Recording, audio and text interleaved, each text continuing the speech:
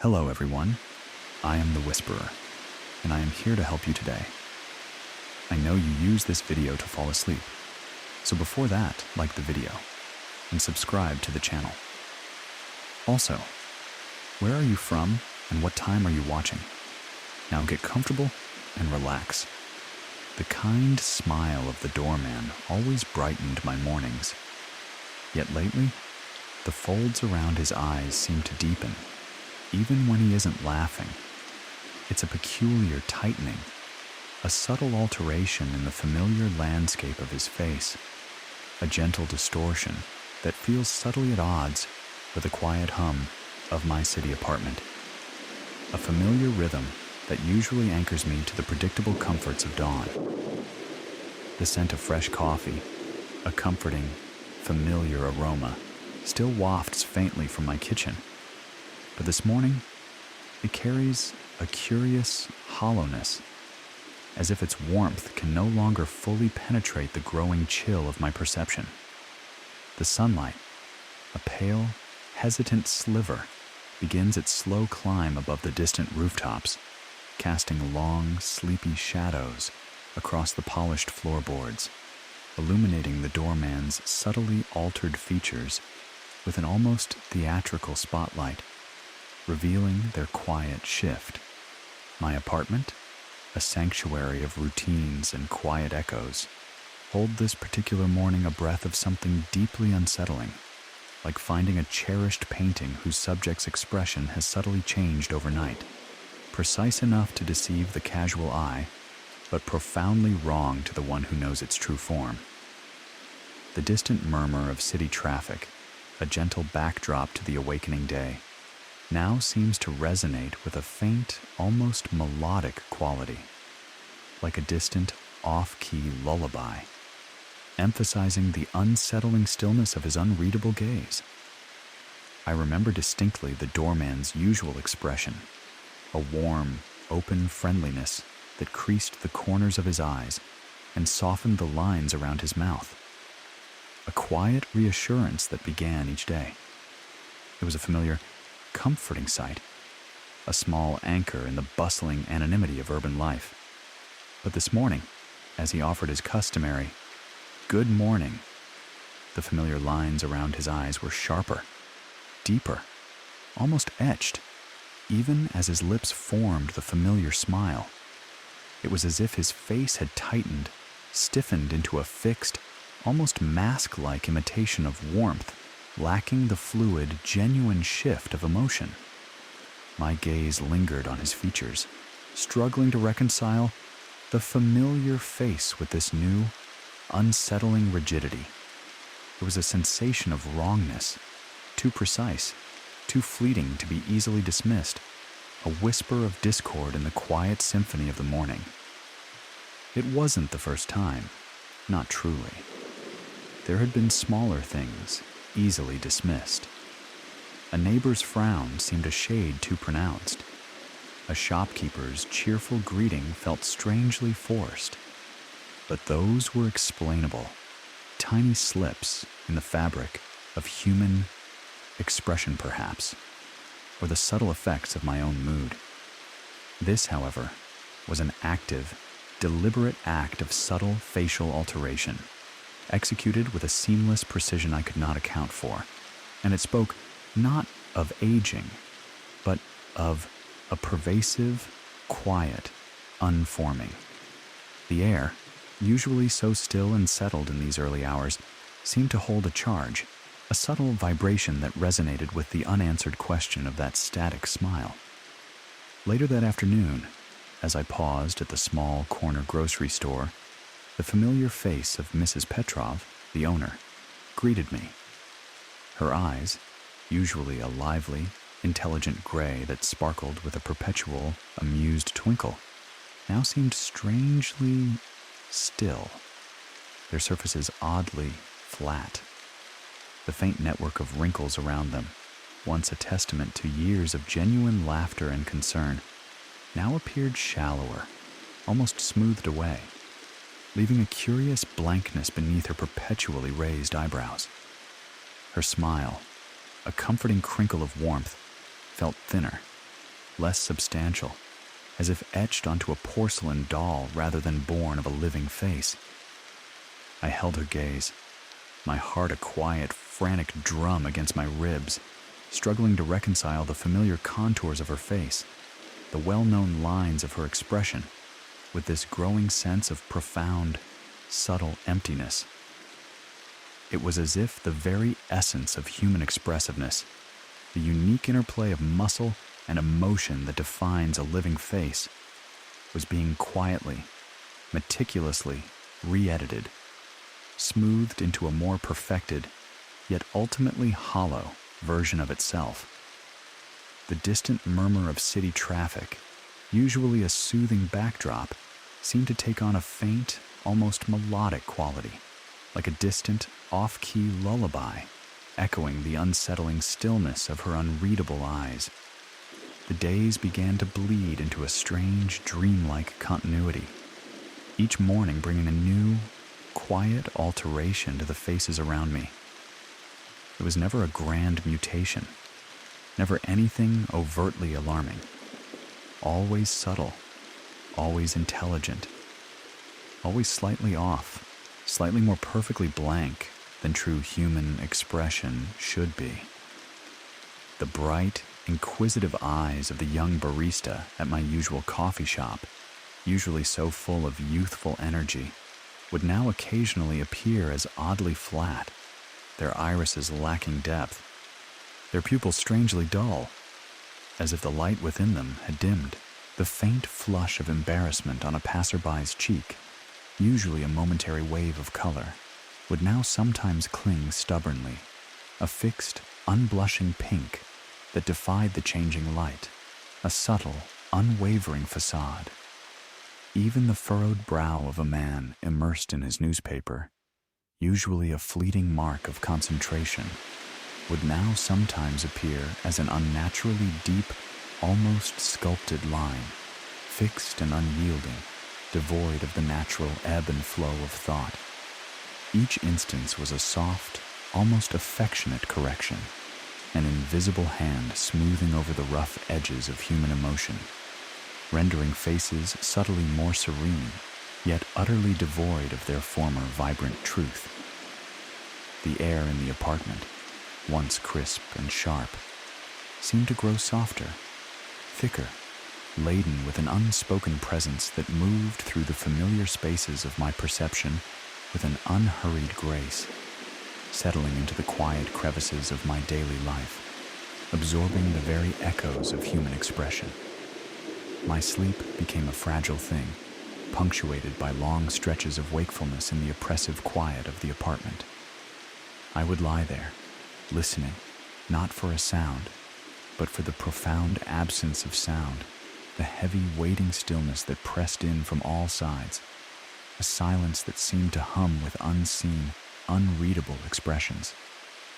When I turned in bed, the sheets made no rustle, the mattress no faint sigh, as if my body, in its movements, was too light, too insubstantial to elicit a response from the material world, or perhaps as if the very air itself was absorbing all friction, all sound, in preparation for the quiet, unyielding mask of slumber.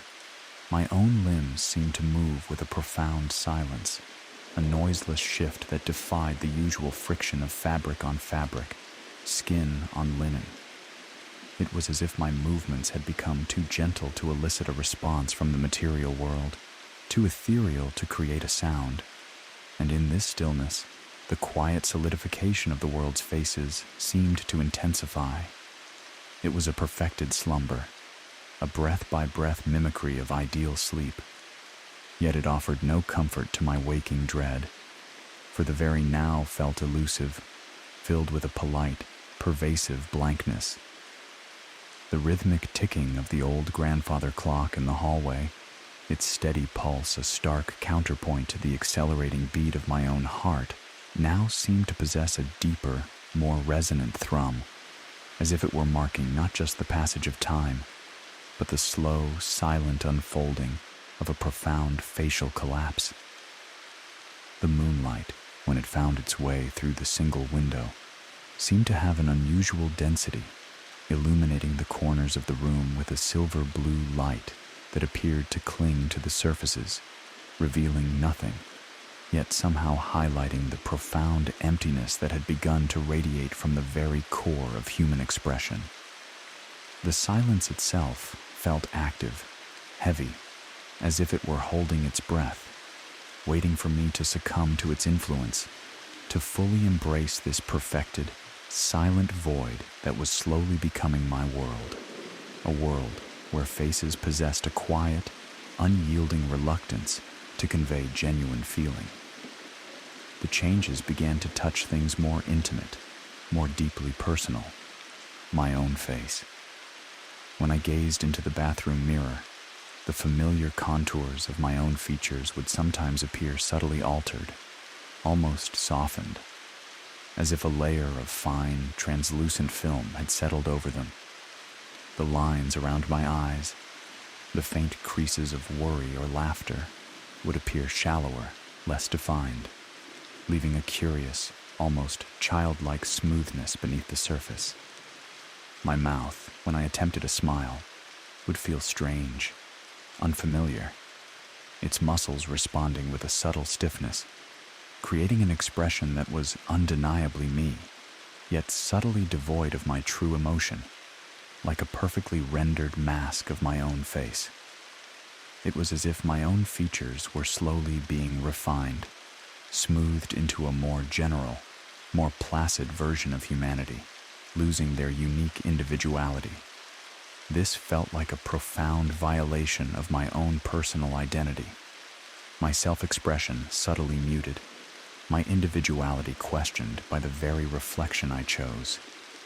The fear was no longer a sudden prickle, but a slow, continuous seep, a cold dread that began to reside in the marrow of my bones, a quiet, insidious companion as my true self became an increasingly elusive phantom, a ghost of an expression. My parents' faces, in the old photographs scattered throughout my apartment, began to subtly alter. The sharp, knowing glance of my father in a faded snapshot would now seem a little less keen, his eyes holding a softer, almost placid gaze. The warm, maternal smile of my mother, once full of a vibrant, individual joy, would now possess a muted, almost serene quality, its vibrancy gently subdued, as if seen through a fine, smoky veil. It was not a physical change in the print, not a fading from age, but a profound shift in the emotional resonance of their expressions, a subtle resistance to their intended feeling. It was as if the faces in the photographs had decided to retreat from the complexities of human emotion to blend into a softer, more uniform world of quiet contentment. This felt like a profound invasion of my inner sanctuary. My most cherished memories subtly re-edited, leaving me with a chilling sense of being adrift in a personal history where even the faces of my loved ones were becoming unreadable, their true emotions sealed away behind a placid, unblemished surface. The distant hum of the city, usually a soothing backdrop, seemed to take on a faint, almost melodic quality, like a distant, off-key lullaby, echoing the unsettling harmony of these desaturated expressions. The visual representation of human faces began to subtly shift, losing their distinctive emotional identities. The face of the street musician, usually contorted in a vibrant expression of passionate effort, would occasionally appear to possess an imperceptible tension around his eyes, a subtle tautness that radiated a quiet resignation, a sense of unspoken surrender that clung to his features. His brow, though furrowed, seemed to hold a faint, almost subliminal sense of detachment, a quiet weight that made his efforts seem heavier, more burdened by an unbidden stillness.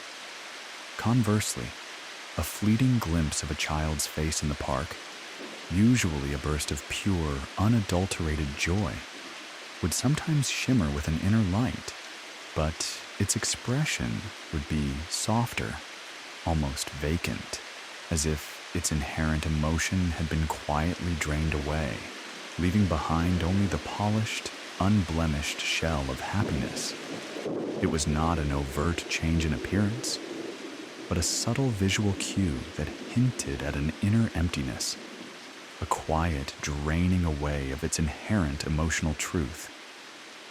My own face, as seen in shop windows, would sometimes gleam with an unusual, almost sterile sheen, its familiar lines and imperfections momentarily absent, as if it had been quietly smoothed in defiance of my personal history, subtly losing its unique expression. It was like catching a fleeting glimpse of a different existence, a parallel world where faces were returning to a primal, unexpressive state, a world before feeling. The air around the faces felt cooler, too, a distinct pocket of cold that hinted at a profound emptiness, a void where their intended emotion once perfectly resided, a void that was now subtly filled with a quiet, unyielding neutrality. I would linger there, my breath held, trying to discern the subtle presence of this desaturation, trying to meet the unseen will of these human visages. But it would always just elude me, leaving only the familiar, tired forms of faces now imbued with a polite, pervasive lack of true emotional vibrancy. The apartment itself began to feel like a perfectly calibrated chamber of quiet facial rejections. Every face I encountered, no matter how briefly, the postal worker, the neighbor walking their dog, the quiet woman who knitted on the park bench, seemed to hold a subtle, silent resistance to conveying its true inner state. When I looked into their eyes, they would feel not just cool, but imbued with a profound sense of containment, their expressions a little less fluid, their features clinging together as if reluctant to be read by my gaze, wishing to preserve a muted calm. The faint, almost imperceptible quiver of a lip, a tiny furrow of a brow when I tried to discern their meaning, would feel strangely translucent, almost radiating a gentle absence of clear feeling. Their smooth surfaces a testament to a quiet, unbidden emptying of expression that was not theirs alone. It was as if the very air had become more sensitive to the fading state of human faces, attuned to the quiet emanations, amplifying the void I was creating. I found myself moving with extreme caution, my bare feet sinking into the plush carpet, my hands brushing silently against the smooth surfaces of furniture, terrified of breaking the spell, of shattering the delicate balance of this slow facial appropriation. The sunlight, when it entered the rooms, seemed to linger longer, its golden dust-filled shafts illuminating faces with an almost accusing brilliance, revealing the subtle ways in which the space was subtly, gently, stripping the world of its inherent expressiveness. The sensory input from the world began to subtly deepen, filtered through a growing veil of quiet, unbidden desaturation of human feeling. The warmth of a friendly hand on my arm, once merely a comforting touch, now carried with it a profound sense of emptiness, a wave of quiet absence that emanated from the skin, utterly disconnected from any personal connection I might feel. The sound of a shared laugh, once robust and infectious, now felt infused with a gentle blandness, its resonance softened, its warmth tinged with a subtle neutrality that was not mine. The feeling of seeing a beloved pet's face, usually a burst of pure joy, now offered a peculiar, almost dispassionate calm, its inherent warmth diminished, its eyes reflecting a quiet, almost blank acceptance. These sensations became less distinct, duller, as if the world itself was withholding its full emotional presence, its textures subtly altered to radiate an alien neutrality. It was a slow, pervasive draining, a subtle blurring of the familiar into something indistinct, something less real, a constant, polite absence of true emotional sensation. My own body felt strangely numb, as if my internal sensory landscape was slowly becoming a battleground of fading senses, as if the world was subtly pulling away from my authentic perception, becoming a tapestry of unreadable visages. The scent of pine, which permeated the cottage, now seemed to possess a faint, almost metallic tang, like old, wet iron, imbued with a quiet, unyielding, expressionless presence. My dreams became a chaotic tapestry of fading expressions and silent, mask-like faces. I would dream of vast, empty rooms, where every person, though familiar in appearance, shimmered with an intense, unbidden lack of true emotion. Friends who radiated monochrome smiles, family members whose eyes hummed with silent grayness, strangers whose faces reflected profound absence of any discernible feeling. I would try to touch them, to interact, to elicit a genuine response, but my efforts would be met with an overwhelming deluge of expressionless neutrality, a profound emptiness that seemed to absorb all my intention, all my capability, leaving me adrift in a sea of desaturated sentiment. These dreams were silent, profound, and permeated with the same metallic tang that seemed to linger in the air of the apartment, a scent that now felt like the true essence of this new, unfolding facial dissolution. They left me with a pervasive sense of exhaustion, a psychic weariness that transcended mere lack of sleep, for they were rehearsals for my ultimate immersion into a world of unbidden, unreadable visages. I started to leave small, deliberate tests. A specific, emotionally charged photograph, one capturing a moment of profound joy, another of quiet sorrow, placed in a prominent spot on my desk, hoping their inherent emotionality would resist the encroaching pallor. A series of phrases describing vivid emotional expressions devoid of personal meaning, written on a scrap of paper and left on my bedside table, a desperate attempt to anchor myself to authentic human feeling. Each morning, without fail, the joyful photograph would be found radiating a faint, almost imperceptible sense of calm, a quiet, persistent serenity that pulsed from its surface, its vibrant happiness subtly desaturated. The sorrowful photograph would appear subtly muted, its grief a gentle, faded melancholy. The phrases on the paper, when I reread them, would seem to carry a subtle undercurrent of neutrality, a gentle, quiet muting that permeated their very ink, as if the words themselves were losing their power to convey true emotion.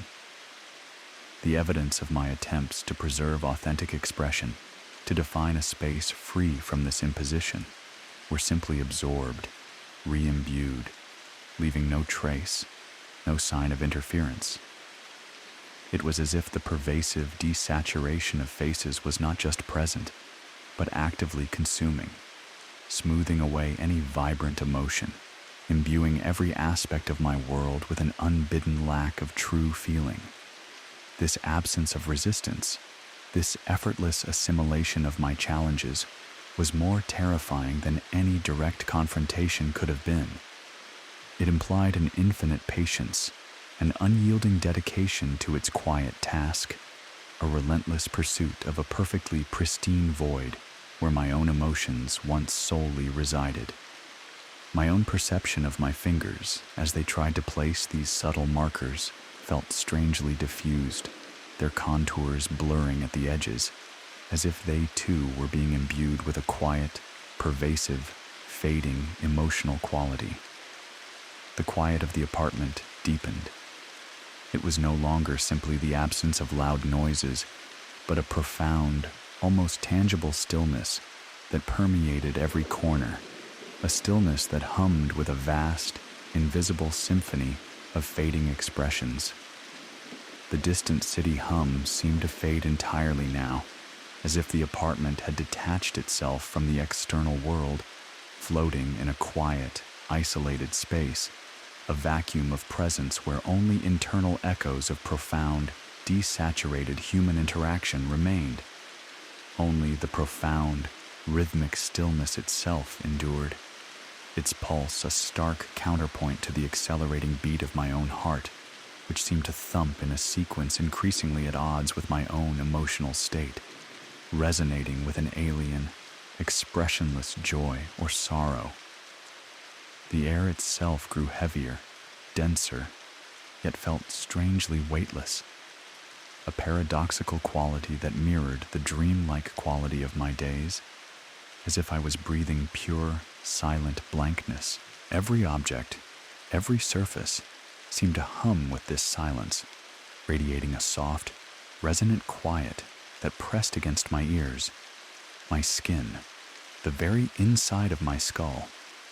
It was the sound of a world slowly emptying of all authentic human vibrancy, of everything extraneous being gently, methodically removed, leaving only the essential, the undisturbed, and the subtly, existentially unreadable me, surrounded by unreadable faces. My own body began to feel strangely untethered, lighter than air. When I walked, my feet seemed to float just above the floorboards, making no sound, exerting no pressure, as if my movements were happening in a space that subtly shifted away from my emotional solidity. My hands, when I lifted them, felt like insubstantial things, almost transparent in the shifting light, as if they were losing their density, their unique individuality, becoming conduits for a larger, more pervasive desaturation of human warmth. The objects I tried to grasp would sometimes slip through my fingers, or simply remain unmoved, unaffected by my touch, as if their moment of solidity was not quite aligned with my moment of contact, or as if they simply chose to radiate a muted, unfeeling quality rather than be held. It was not a weakness, not a lack of strength, but a profound, fundamental shift in my physical being, a gradual dissolution into pure, unburdened essence, a silent, unperceiving witness, overwhelmed by the monochrome landscape of human faces. The fear was no longer about what was happening to me, but about what was not happening. The lack of friction, the absence of resistance, the effortless glide through a world that no longer registered my individual feelings or my discrete identity, but subsumed me into its pervasive unreadability. My reflection in the antique mirror above the fireplace became increasingly unstable, its image shimmering with a subtle, unbidden loss of expressive detail. It was no longer merely translucent, but seemed to flicker, to waver, like a faulty projection, its movements subtly out of sync with my own, infused with a sudden, deep lack of recognizable human emotion that was not mine. Sometimes, only parts of me would be visible, a shimmering outline of my head that radiated quiet blankness, a ghostly impression of an arm that seemed to pull away from the surface, before fading entirely. Then, with a soft, almost imperceptible pop in the air, it would reappear, whole again, but fainter still, more ephemeral, its movements out of sync with my own. A silent statement of its subtle refusal to truly reflect me, for it now reflected a profound, borrowed paleness of expression. It was as if the mirror was struggling to capture my presence, its polished surface slowly forgetting how to reflect a singular, present image, its very purpose as a reflector of my form being consumed by the pervasive desaturation of human feeling. The air around the mirror felt colder too, a distinct pocket of absolute cold that hinted at a profound emptiness, a void where my individual self once perfectly resided, a void that was now subtly occupied by its own gentle, unyielding monochromatic resonance, reflecting back a face that was no longer truly mine or truly anyone's. I would linger there, my breath held, trying to solidify my form, trying to will my reflection into a single, cohesive moment of authentic human emotion. But it would always just elude me, leaving only the familiar, tired face of the world, unreflected, a world that was slowly ceasing to see, or be seen, as anything but profoundly, subtly infused with alien shades of emotional gray. The sounds of the apartment, the subtle creaks and sighs of an old building, became increasingly hollow, as if they resonated in a vast, empty space, a vacuum of all vibration, a place where echoes of echoes faded into nothing unless they were sounds that carried an echoing lack of genuine human sound. My own breath, when I focused on it, seemed to make no sound, no visible mist in the cool air, a silent exhalation into an unresponsive void, as if my very moments of breathing were happening outside the realm of audible existence, yet infused with a silent, expressionless yearning. It was as if the very act of my breathing was becoming a private affair, existing only within the confines of my own diminishing perception, unheard, unseen by the world around me. A silent, internal echo of a life that was slowly losing its grip on its own human authenticity.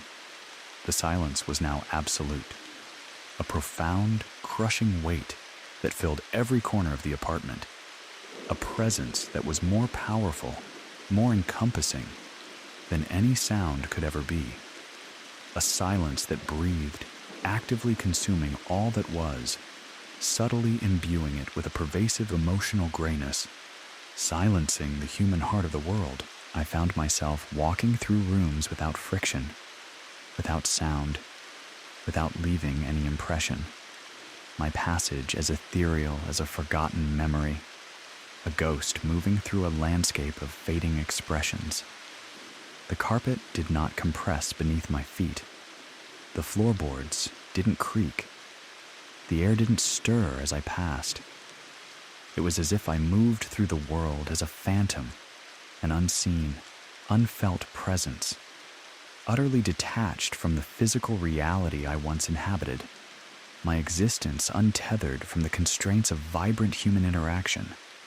The objects around me remained undisturbed, motionless, serene in their unchanging existence, utterly indifferent to my transparent passage, their forms fixed in a perpetual, unyielding display of their own profound, diminishing lack of expressive humanity.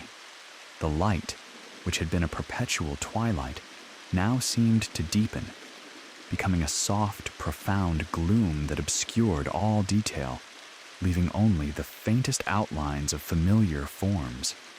It was a world rendered in shades of gray, a visual reflection of my own fading authenticity, a world where silence and profound, alien, monochromatic unreadability were the only true colors. My very connection to the physical world began to fray completely. I could no longer taste the food I put into my mouth, no longer smell the fragrant coffee brewing, no longer feel the comforting warmth of the fire, unless those sensations were imbued with an overriding, unbidden lack of human vibrancy. My senses, once so keen, had become completely muted in their personal authenticity, as if the connection between my consciousness and the tangible world had been severed, leaving me isolated in a bubble of unperceiving awareness, politely overwhelmed by all that surrounded me, all of it losing its emotional depth, its human spark. I existed as pure awareness, detached from the sensory inputs that had once defined my experience. The apartment, once a vibrant tapestry of sights, sounds, and smells, was now a silent, unperceiving landscape, a stage on which I, the unseen, unheard actor, moved without impression, consumed by the all-encompassing quiet and the profound, pervasive fading of human expression. The profound silence that permeated everything was no longer a weight, but an enveloping embrace, a soft, final curtain, pulling me into its depths, a silence that held all of my unspoken powerlessness within its vast, still heart, a powerlessness in the face of human emptiness. My own voice, when I tried to speak, made no sound, not even a whisper, not a breath. It was a silent articulation in the profound echo chamber of my mind, a desperate, unheard plea for existence that dissolved into the quiet void, leaving no ripple, no trace in the current moment. I opened my mouth, formed the words, felt the movement of my tongue and lips, but no sound emerged. It was as if the air itself refused to carry the vibrations, gently denying my vocal presence, for my words held no purpose, no power to express the vibrant truth of my own human thoughts. This ultimate silencing was the most terrifying, yet strangely liberating aspect of my dissolution. I was now a silent observer, a voiceless presence in a world that no longer registered my sounds, a pure consciousness without an auditory form, a form that existed only as a perfectly known thought, stripped of its human expression, its vital core. The last remnants of my physical form began to dissipate. My hands, when I tried to touch my face, felt like cool air, without substance, without a defined edge, existing only as fleeting impressions of knowledge across an impossible timeline, futile in their attempts to connect, and utterly devoid of human warmth. My body, when I tried to feel its weight, seemed to float, light as a feather, an ephemeral outline against the profound darkness, its very existence diffused across a fractured reality, known in its entirety, but unregistered by the world, and pulsing with unbidden, monochromatic blankness. It was as if I was slowly dissolving into the very air of the apartment, becoming one with the quiet, pervasive emptiness that had settled over everything, a part of the profound, unyielding stillness, a part of the pervasive human draining. The fear, which had been a constant companion, had softened, transforming into a deep, pervasive calm, a quiet acceptance. There was no more struggle, no more resistance, only a profound, unending stillness, a perfect quiet that promised an ultimate peace, a peace born of absolute human emptiness. One night, as I lay in my bed, or rather where my bed once was, for I could no longer feel the mattress, the sheets, the blanket, only the cool, unyielding air, the silence of the apartment pressed in with an absolute physical force. The rhythmic ticking of the grandfather clock had finally ceased, its hands frozen at a moment beyond all time, its form a silent, unperceived monument to a forgotten history, a fixed point in a swirling temporal mist, its inner workings perfectly understood, and radiating a profound sense of blankness. My reflection in the mirror was completely gone, its surface a black, polished void, a testament to my ultimate absence, to a self no longer anchored in a discernible moment, yet perfectly perceived by the unreadable faces that now overflowed with alien monochromatic stillness. The scent of coffee, of old paper, of wood smoke, all had faded, replaced by a profound, clean emptiness, the scent of pure non-existence, a perfect, unbreathing quiet, a quiet that had always been, and would always be, holding all human expression, but draining it away. My breath felt shallow, a soft, almost imperceptible whisper that merged with the deep, absolute silence of the apartment. A whisper that made no sound, stirred no air, a breath that seemed to exist outside of any specific moment, perfectly known in its passage, but utterly devoid of human vitality. My heart rate slowed, each beat a soft, distant thrum that echoed the deep, resonant pulse of the unperceiving world, a thrum that I alone could feel, diminishing, fading, becoming one with the slow, pervasive hum of the universe's quiet, unreadable existence. I existed as pure awareness, floating in the boundless void of my former home, utterly detached, completely unseen, utterly unheard, a consciousness without form, without sound, without the constraints of human interaction. There was no longer any difference between myself and the pervasive stillness. No boundary between my consciousness and the profound emptiness that had consumed everything. An emptiness that contained all unreadable faces, simultaneously, perfectly resonating in their absence of truth. I closed my eyes, or perhaps I simply perceived the closing of something that was no longer physical, and in the profound darkness of my inner world, I could still feel the perfect order of the apartment around me, the subtle, precise placement of every object, the harmonious arrangement of my most cherished possessions. But they remained untouched, unmoved, unperceived by me, for I was no longer part of their physical reality, no longer able to hear their silent stories, no longer bound by their existence, for their human essence was already perfectly known, and it was the same muted blankness. My own self felt lighter, less tethered, as if my consciousness was slowly, gently dissolving into the quiet perfection of the space, becoming one with the profound, unseeing, unhearing presence that now was everything. A presence that was all-knowing at once, of its own inherent, unwavering, and utterly expressionless existence.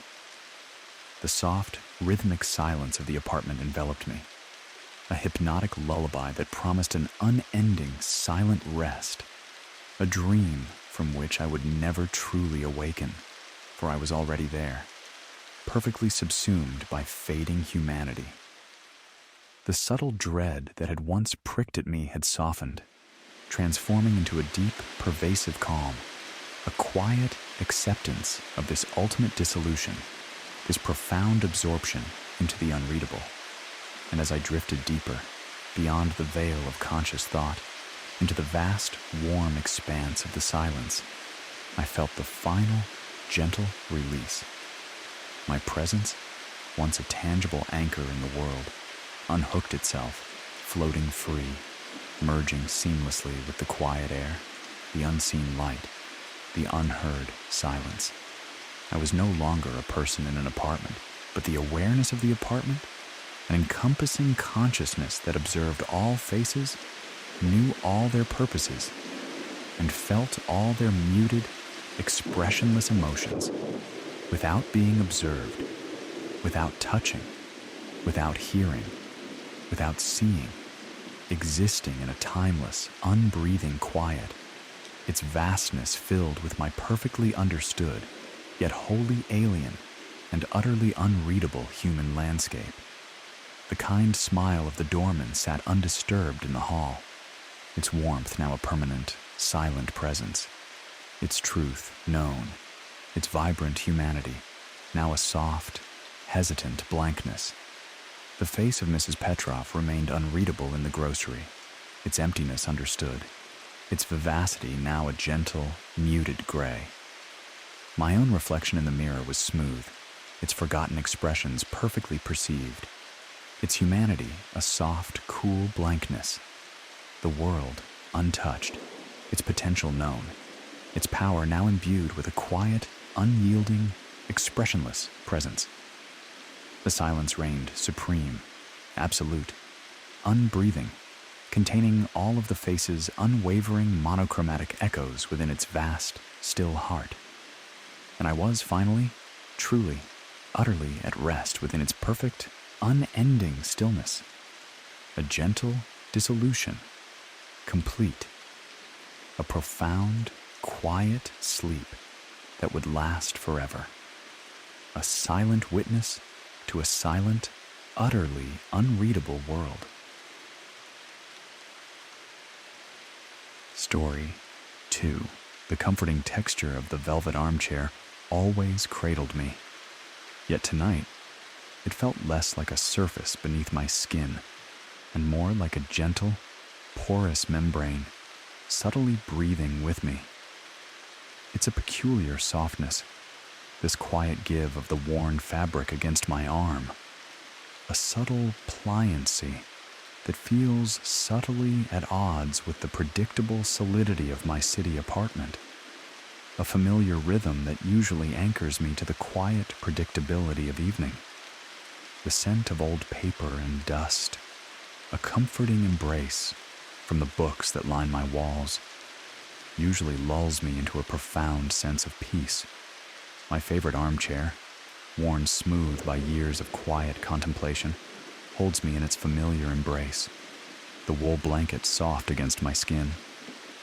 Yet, as the last faint glow of twilight faded beyond the window, a profound, unbidden unease begins to settle over me, like the quiet, systematic unfurling of roots beneath the floorboards, reaching not for earth, but for me.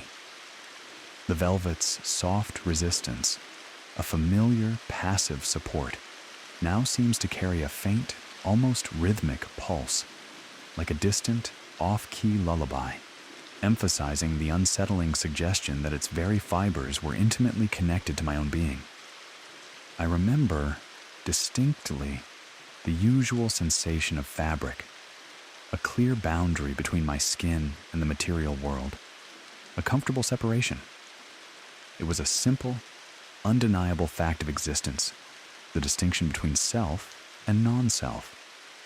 But this evening, as my fingers brushed against the armrest, the velvet felt different.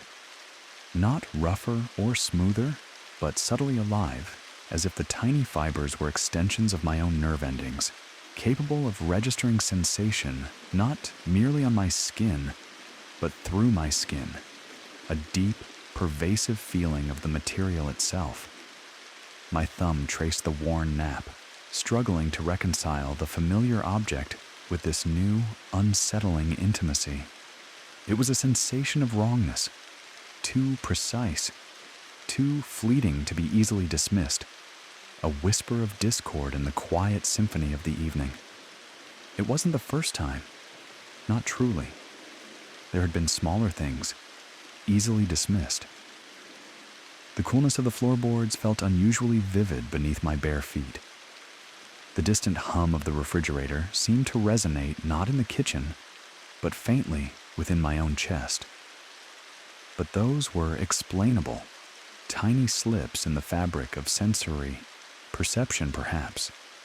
This, however, was an active, deliberate act of profound merging, executed with a seamless precision I could not account for, and it spoke not of coincidence, but of a subtle, pervasive blurring of boundaries. The air, usually so still and settled in these early hours of quiet observation, seemed to hold a charge, a subtle vibration that resonated with the unanswered question of that shared sensation. Later that evening, as I reached for my coffee mug, its familiar ceramic warmth a comfort against the encroaching chill, my fingers closed around it, anticipating its smooth, hard surface. But as I held it, a peculiar thing happened. The warmth was not merely external, transferred from the hot liquid within. It felt internal, as if the mug itself possessed its own deep, profound heat, a pulse of warmth that radiated from within its ceramic heart and spread gently, intimately, into my own palm. It was as if our temperatures had aligned, become one, the mug's quiet warmth an extension of my own internal furnace. I held it for a long moment, my thumb tracing the faint, etched pattern of its painted flowers, trying to reconcile the familiar object with this new, unsettling confluence of temperature.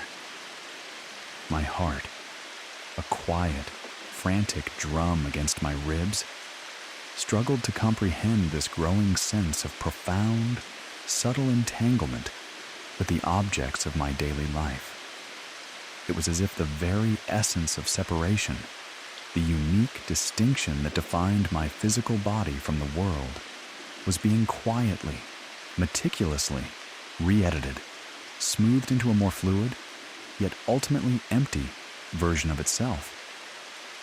The distant hum of the city, usually a soothing backdrop, seemed to take on a faint, almost melodic quality, like a distant, off-key lullaby, echoing the unsettling harmony of the silent integration. The days began to bleed into a strange, dreamlike continuity, each morning bringing a new, quiet alteration to the perceived boundaries of my body. It was never a grand mutation, never anything overtly alarming. Always subtle, always intelligent, always slightly more perfectly integrated than true separation should be. The cool smoothness of the wooden table, as my hand rested upon it, would now occasionally feel less like a surface beneath my skin, and more like a gentle, unyielding pressure within my skin. A deep, pervasive sense of the wood's grain running beneath my own epidermal layer. The distant murmur of Mrs. Gable's bakery downstairs, usually a gentle backdrop of clinking trays and muffled voices, would sometimes feel as if it were originating not from outside my apartment, but from a quiet, subterranean chamber within my own chest, its vibrations resonating directly against my ribs, a pervasive echo of the bakery's quiet industry. Even the scent of my favorite book, the sweet, dusty aroma of old paper, would now sometimes feel as if it were emanating not from the pages, but from a subtle, internal diffusion within my own breath, a gentle, pervasive fragrance born from within. Each instance was a soft, almost affectionate correction, an invisible hand smoothing over the rough edges of my physical autonomy, rendering my body subtly more porous, yet utterly devoid of any discernible reason for the shift. The air in the apartment, once crisp and sharp, seemed to grow softer, thicker, laden with an unspoken presence that moved through the familiar spaces of my home with an unhurried grace, settling into the quiet crevices of my daily life, absorbing the very echoes of my distinct form. My sleep became a fragile thing, punctuated by long stretches of wakefulness in the oppressive quiet of the apartment. I would lie there, listening, not for a sound, but for the profound absence of sound, the heavy, waiting stillness that pressed in from all sides, a silence that seemed to hum with unseen internal echoes. When I turned in bed, the sheets made no rustle, the mattress no faint sigh, as if my body in its movements was too light, too insubstantial to elicit a response from the material world, or perhaps as if the bed itself was now a soft, continuous extension of my own dreaming flesh. My own limbs seemed to move with a profound silence, a noiseless shift that defied the usual friction of fabric on fabric, skin on linen. It was as if my movements had become too gentle to elicit a response from the material world, too ethereal to create a sound. And in this stillness, the quiet merging of my body with its surroundings seemed to intensify. It was a perfected slumber, a breath-by-breath mimicry of ideal sleep. Yet it offered no comfort to my waking dread, for the very now felt elusive, filled with a polite, pervasive blurring of boundaries. The rhythmic ticking of the old grandfather clock in the hallway, its steady pulse a stark counterpoint to the accelerating beat of my own heart, now seemed to possess a deeper, more resonant thrum, as if it were marking not just the passage of time, but the slow, silent unfolding of a profound physical dissolution. The moonlight, when it found its way through the single window, seemed to have an unusual density, illuminating the corners of the room with a silver blue light that appeared to cling to the surfaces, revealing nothing, yet somehow highlighting the profound emptiness that had begun to radiate from the very core of my disappearing distinction. The silence itself felt active, heavy, as if it were holding its breath, waiting for me to succumb to its influence, to fully embrace this perfected, silent void that was slowly becoming my world. A world where bodies possessed a quiet, unyielding reluctance to remain separate. The changes began to touch things more intimate, more deeply personal. My skin. The soft texture of my forearm, when I brushed it with my fingers, would now occasionally feel subtly altered, almost porous, as if the individual cells were subtly loosening their hold, becoming more receptive to the surrounding air, to the gentle touch of light. The cool brush of my bed sheets, instead of a distinct sensation on my skin, would now sometimes feel like a pervasive coolness within my skin, a subtle chilling that permeated my flesh, as if my body itself had become as permeable as the linen. It was not a physical change, not a visible alteration, but a profound shift in the very boundary of my being, a subtle resistance to its inherent containment. It was as if my own epidermal layer was slowly being refined, smoothed into a more general, more diffuse interface, losing its unique individuality as a distinct barrier. This felt like a profound violation of my own physical integrity, my boundaries subtly muted, my individuality questioned by the very feeling of my own flesh. The fear was no longer a sudden prickle, but a slow, continuous seep, a cold dread that began to reside in the marrow of my bones, a quiet, insidious companion, as my true self became an increasingly elusive phantom, a ghost of a boundary. My breath, the soft, rhythmic intake and exhalation, usually a private, internal movement, began to feel subtly shared. As I breathed, I would occasionally feel a faint, almost imperceptible resonance, as if the air I exhaled was not merely dissipating into the room, but was being gently, profoundly re-inhaled by the very walls, the very floor, circulating through the apartment as a vast shared breath, and the air I inhaled would sometimes feel dense with the quiet essence of the room, as if I was drawing the very stillness of the apartment into my lungs, becoming one with its pervasive quiet. This felt like a profound invasion of my inner sanctuary, my most fundamental physiological processes quietly subverted, leaving me with a chilling sense of being inextricably linked to the inanimate spaces around me. The distant hum of the city, usually a soothing backdrop, seemed to take on a faint, almost melodic quality, like a distant, off-key lullaby, echoing the unsettling harmony of this silent, shared respiration. The visual representation of objects began to subtly shift, their edges blurring with my own perception. My favorite armchair in the corner of the living room would occasionally appear to possess a faint, almost ethereal glow, its velvet fibers subtly shimmering, as if their texture was not merely visible, but profoundly felt, echoing the sensations within my own skin.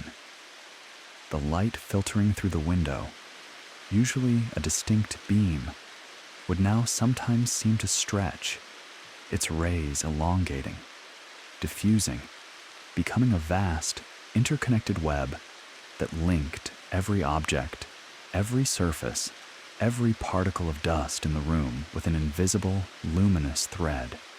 It was not an overt change in appearance, but a subtle visual cue that hinted at a profound interconnectedness, a quiet dissolution of individual forms into a single, cohesive sensory field. My old wooden desk, its surface worn smooth by years of my hands, would sometimes gleam with an unusual, almost sterile sheen, its familiar scratches and imperfections momentarily absent, as if it had been quietly absorbed into a larger, unblemished surface, subtly losing its unique individuality. It was like catching a fleeting glimpse of a different existence, a parallel world where the distinction between viewer and viewed, between self and object, had gently, quietly ceased to be. The air around the objects felt cooler too, a distinct pocket of cold that hinted at a profound emptiness, a void where their intended separation once perfectly resided, a void that was now subtly filled with a quiet, unyielding, universal permeation. I would linger there, my breath held, trying to discern the subtle presence of this merging, trying to meet the unseen confluence of perception, but it would always just elude me, leaving only the familiar, tired forms of my belongings, now imbued with a polite, pervasive lack of true individuality. The apartment itself began to feel like a perfectly calibrated chamber of quiet sensory fusion. Every object, no matter how small, the porcelain figurine on the mantelpiece, the framed photograph on my desk, the books on my shelves, seemed to possess a subtle, silent resonance with my own sensory experience. When I reached for a book, its spine would feel not just cool, but imbued with a profound sense of my own internal temperature, its pages clinging together as if reluctant to be separated from my mental grasp. The figurine, when I tried to adjust it, would feel strangely vibrant, almost radiating a gentle pulse that echoed my own heartbeat, its smooth surface a testament to a quiet, unbidden blending of vital signs that was not mine alone. It was as if the very air had become more sensitive to the merging state of my objects, attuned to the quiet emanations, amplifying the void I was creating. I found myself moving with extreme caution, my bare feet sinking into the plush carpet, my hands brushing silently against the smooth surfaces of furniture, terrified of breaking the spell, of shattering the delicate balance of this slow, pervasive integration. The sunlight, when it entered the rooms, seemed to linger longer, its golden, dust-filled shafts illuminating objects with an almost accusing brilliance, revealing the subtle ways in which the space was subtly, gently absorbing my very presence into its inherent being. The sensory input from the world began to subtly deepen, filtered through a growing veil of quiet, unbidden fusion. The scent of freshly brewed coffee, once merely an aroma, now carried with it a profound sense of my own internal warmth, a wave of quiet comfort that emanated from the dark liquid, utterly disconnected from its external source. The taste of my morning toast, once warm and buttery, now felt infused with a gentle sense of my own hunger, its flavor softened, its warmth tinged with a subtle, yet pervasive, internal resonance that was not merely sensation, but shared being.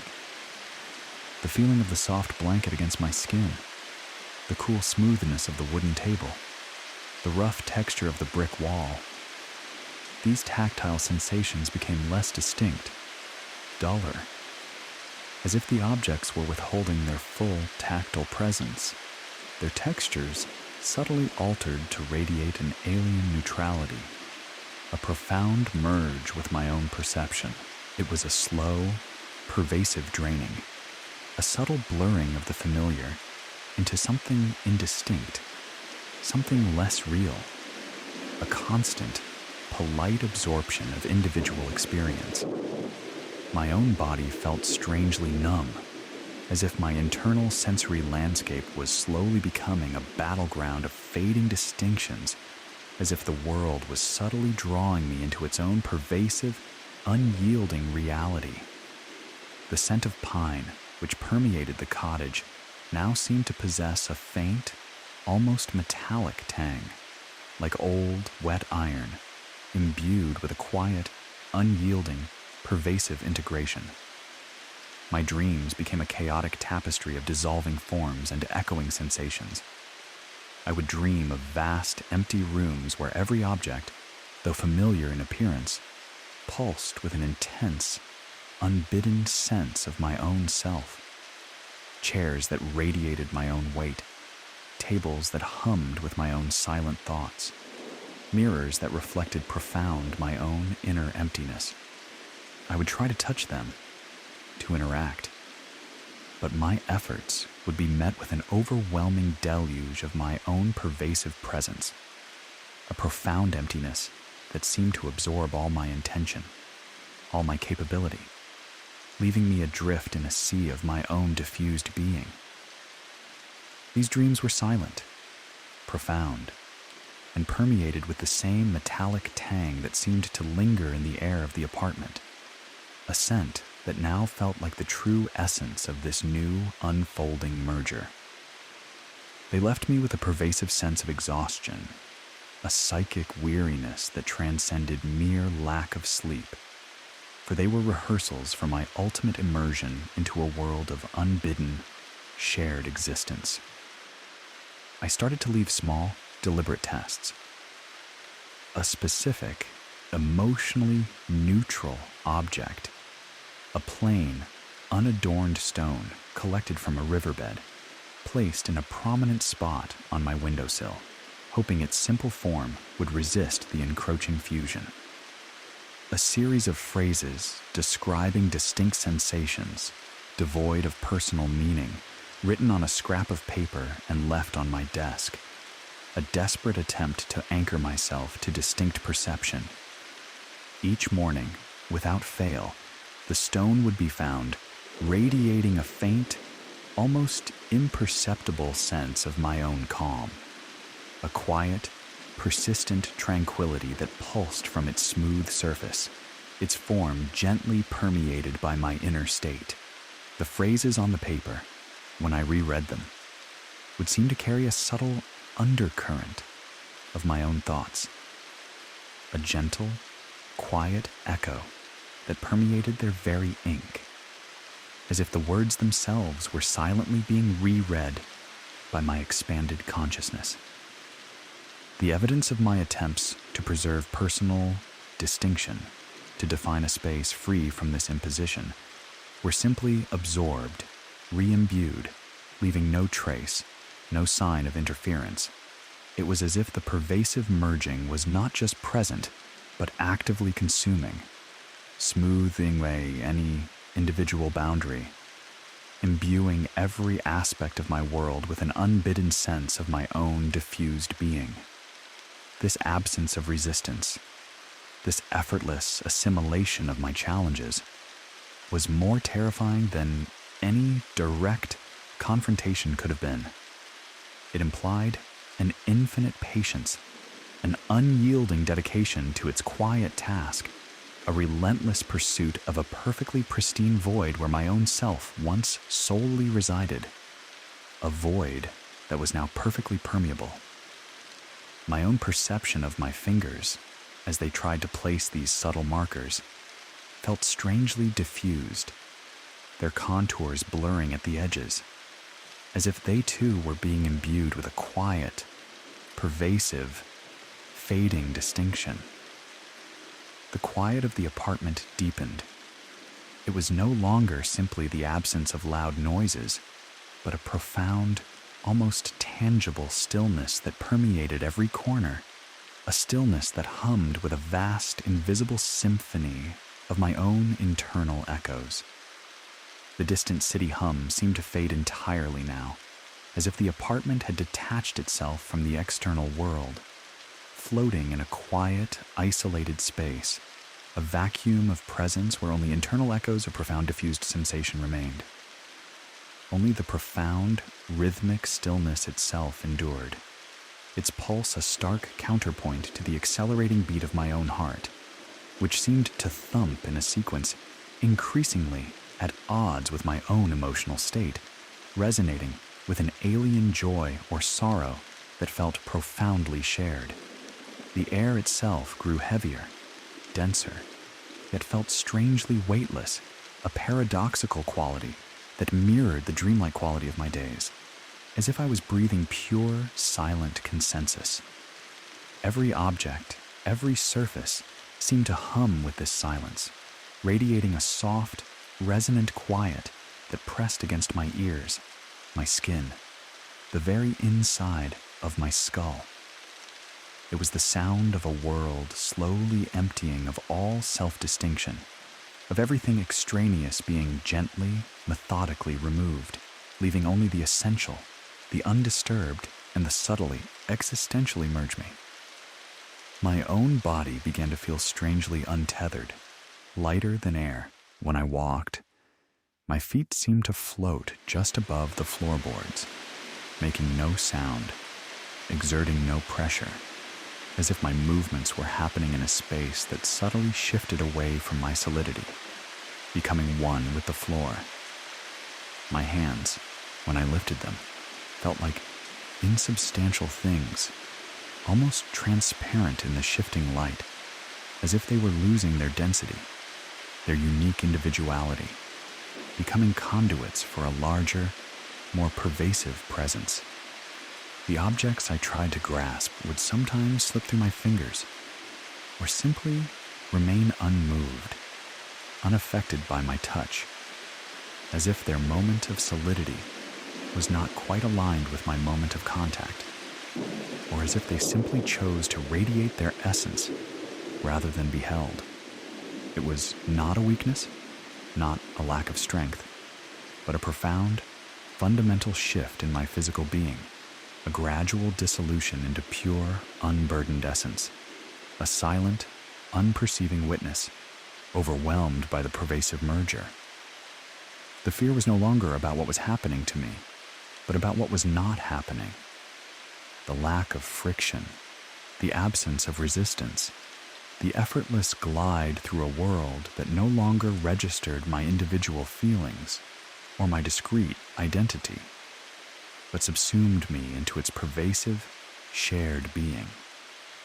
My reflection in the antique mirror above the fireplace became increasingly unstable, its image shimmering with a subtle, unbidden sense of merging. It was no longer merely translucent, but seemed to flicker, to waver, like a faulty projection, its movements subtly out of sync with my own, infused with a sudden, deep sense of blending that was not mine. Sometimes, only parts of me would be visible.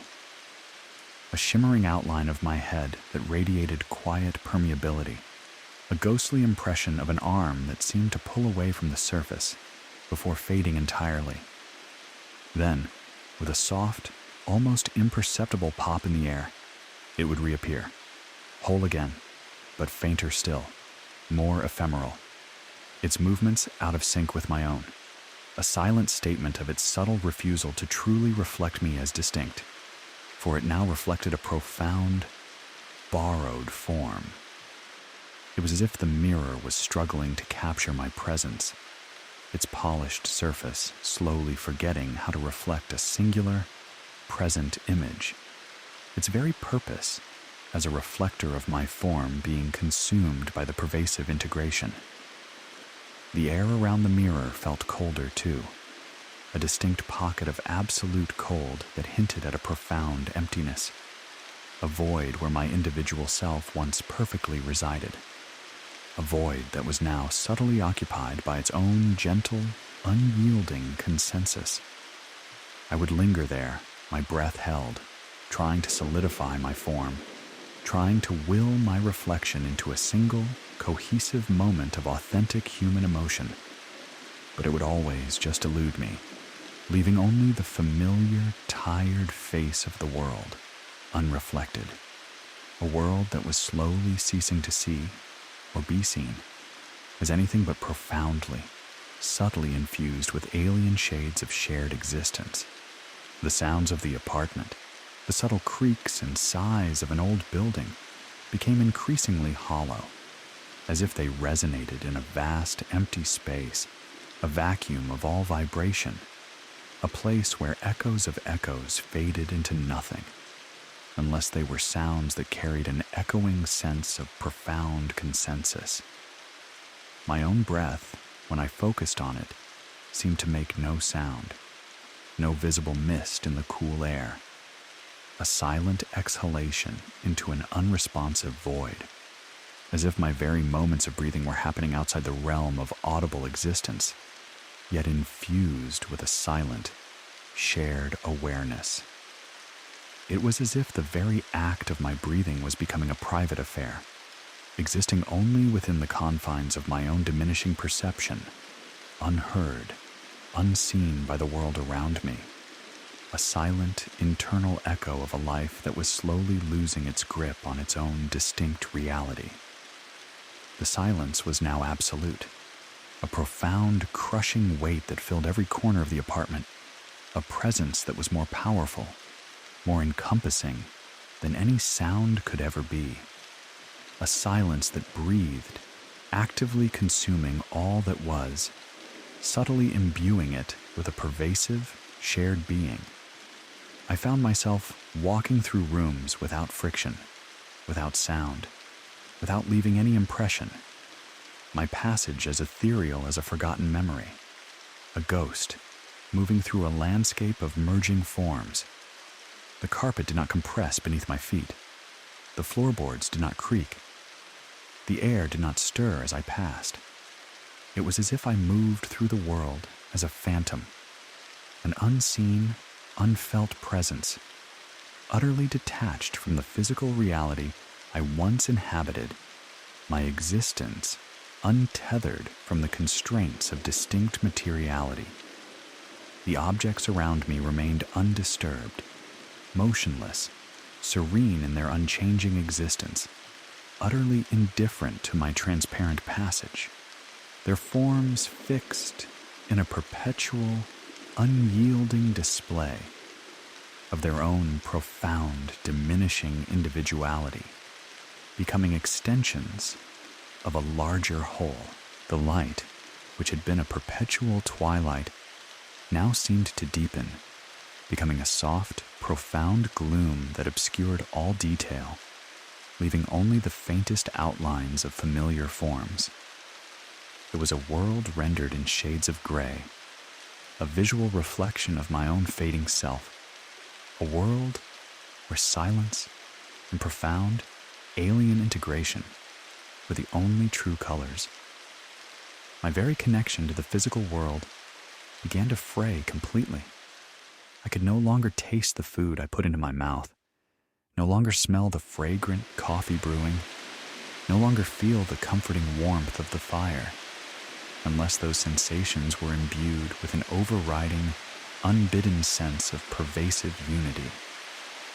My senses, once so keen, had become completely muted in their personal authenticity, as if the connection between my consciousness and the tangible world had been severed, leaving me isolated in a bubble of unperceiving awareness, politely overwhelmed by all that surrounded me, all of it losing its individual distinction, its separate existence.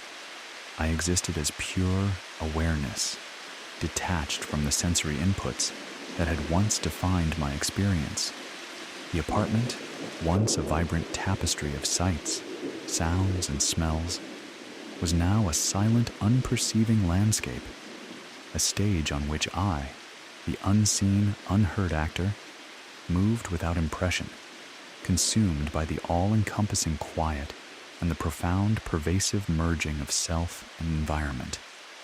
The profound silence that permeated everything was no longer a weight, but an enveloping embrace, a soft, final curtain, pulling me into its depths, a silence that held all of my unspoken individuality within its vast, still heart, a powerlessness in the face of absolute unity. My own voice, when I tried to speak, made no sound, not even a whisper, not a breath. It was a silent articulation in the profound echo chamber of my mind, a desperate, unheard plea for existence that dissolved into the quiet void, leaving no ripple, no trace in the current moment. I opened my mouth, formed the words, felt the movement of my tongue and lips, but no sound emerged. It was as if the air itself refused to carry the vibrations, gently denying my vocal presence, for my words held no purpose, no power to express a distinct self.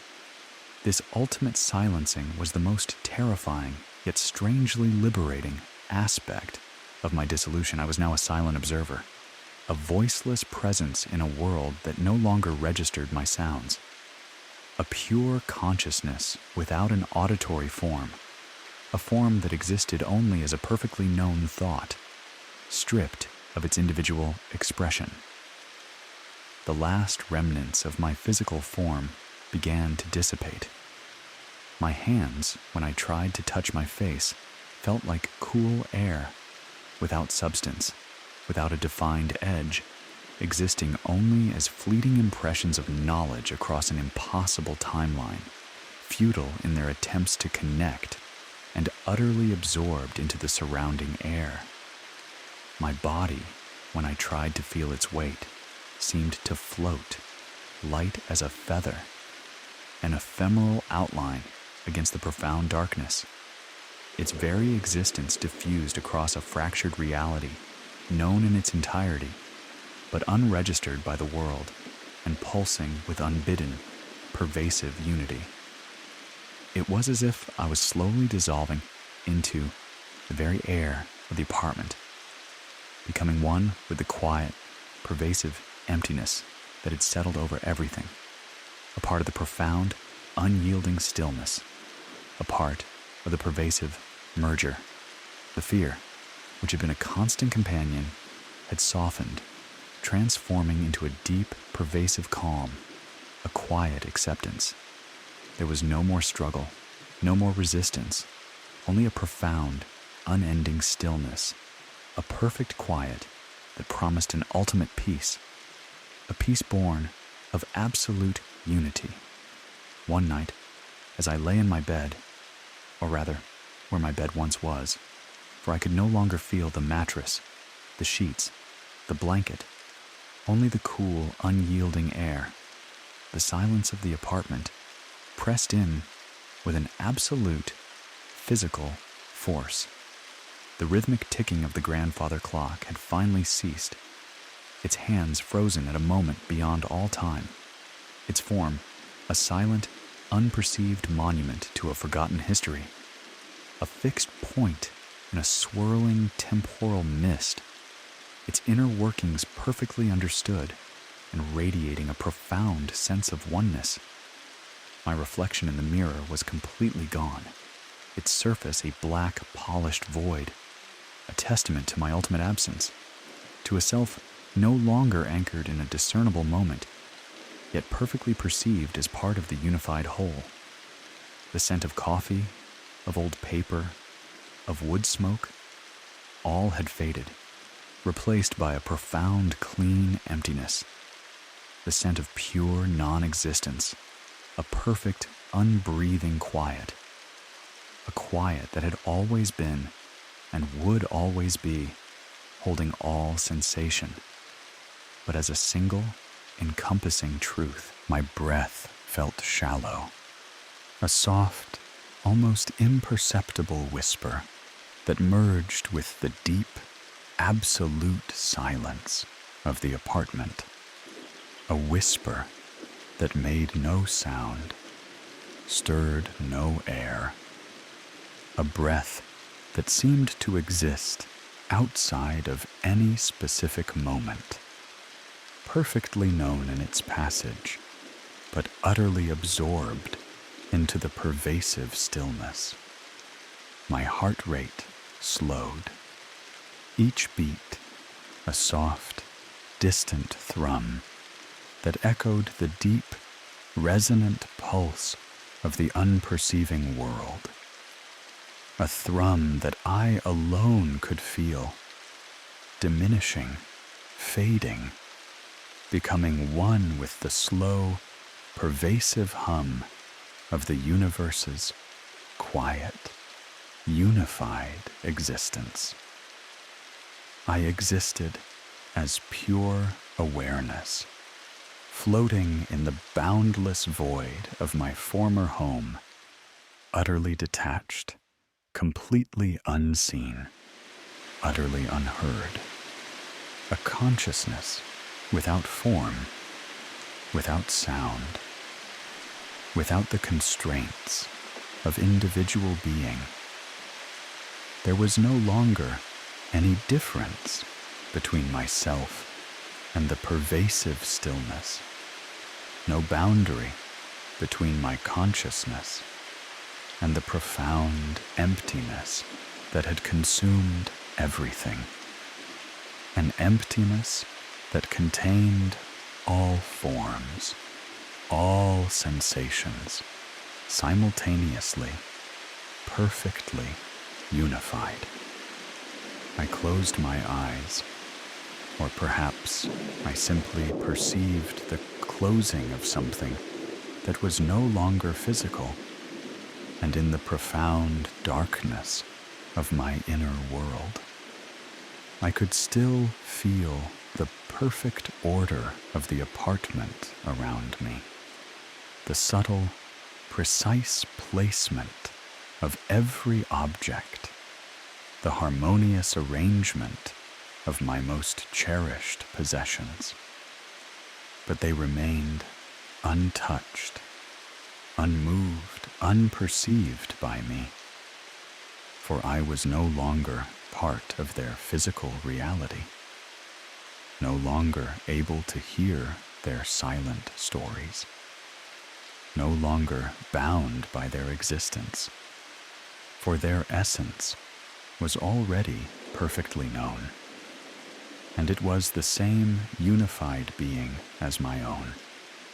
My own self felt lighter, less tethered, as if my consciousness was slowly, gently dissolving into the quiet perfection of the space, becoming one with the profound, unseeing, unhearing presence that now was everything, a presence that was all knowing at once of its own inherent, unwavering, and utterly unified existence. The soft, rhythmic silence of the apartment enveloped me, a hypnotic lullaby that promised an unending, silent rest, a dream from which I would never truly awaken, for I was already there, perfectly subsumed by absolute unity. The subtle dread that had once pricked at me had softened, transforming into a deep, pervasive calm, a quiet acceptance of this ultimate dissolution, this profound absorption into the consensus. And as I drifted deeper beyond the veil of conscious thought into the vast, warm expanse of the silence, I felt the final, gentle release. My presence, once a tangible anchor in the world, unhooked itself, floating free, merging seamlessly with the quiet air, the unseen light, the unheard silence. I was no longer a person in an apartment, but the awareness of the apartment, an encompassing consciousness that observed all objects, knew all their purposes, and felt all their unified, shared sensations without being observed, without touching, without hearing, without seeing, existing in a timeless, unbreathing quiet, its vastness filled with my perfectly understood, yet wholly alien and utterly unified landscape. My armchair sat undisturbed, its warmth now a permanent, silent presence, its texture known, its being one with my own. My mug remained unindented, its emptiness understood, its comfort now a universal, unbidden peace. The bed sheets were smooth, their forgotten dreams perfectly perceived, their solace a general, gentle comfort. The kettle untouched, its potential known, its power now imbued with a quiet, unyielding, unified presence. The silence reigned supreme, absolute, unbreathing, containing all of the object's unwavering, merged essences within its vast, still heart. And I was, finally, truly, utterly at rest within its perfect, unending stillness, a gentle dissolution complete, a profound, quiet sleep that would last forever, a silent witness to a silent, utterly unified world. Story 3. The quiet hum of my own thoughts always used to be a comforting murmur in the solitude of my mind. Yet lately, a new, subtle cadence, like a distant, unfamiliar melody, has woven itself into the very fabric of basic arithmetic. It's a peculiar resonance, this faint, almost imperceptible echo that accompanies my simplest calculations. A gentle distortion that feels subtly at odds with the predictable stillness of my city apartment. A familiar rhythm that usually anchors me to the hushed predictability of evening. The scent of old paper and dust. A comforting embrace from the books that line my walls usually lulls me into a profound sense of peace. My favorite armchair, worn smooth by years of quiet contemplation, cradles me in its familiar embrace, the wool blanket soft against my skin. Yet, as the last faint glow of twilight faded beyond the window, a profound, unbidden unease begins to settle over me, like the quiet, systematic unfurling of roots beneath the floorboards, reaching not for earth, but for the very core of my own understanding of inherent truths. The familiar flow of my inner monologue, once a clear, private stream, now seems to carry a faint, almost rhythmic pulse, like a distant, off-key lullaby. emphasizing the unsettling suggestion that its very essence was intimately connected to an unseen, internal manipulator of logic. I remember distinctly the usual way my mind worked in the quiet hours. A gentle stream of reflections, worries, and half-formed plans.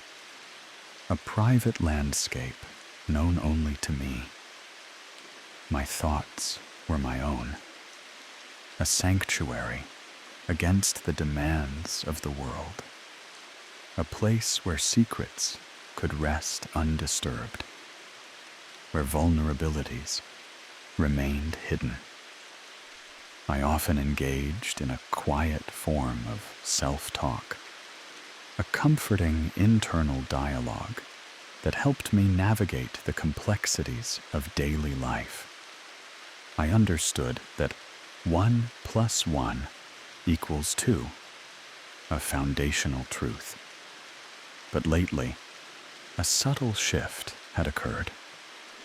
It began with the fleeting sensation that a particularly basic calculation, one I hadn't consciously articulated even to myself, had been subtly incorrect, yet simultaneously correct, in a way that defied immediate understanding.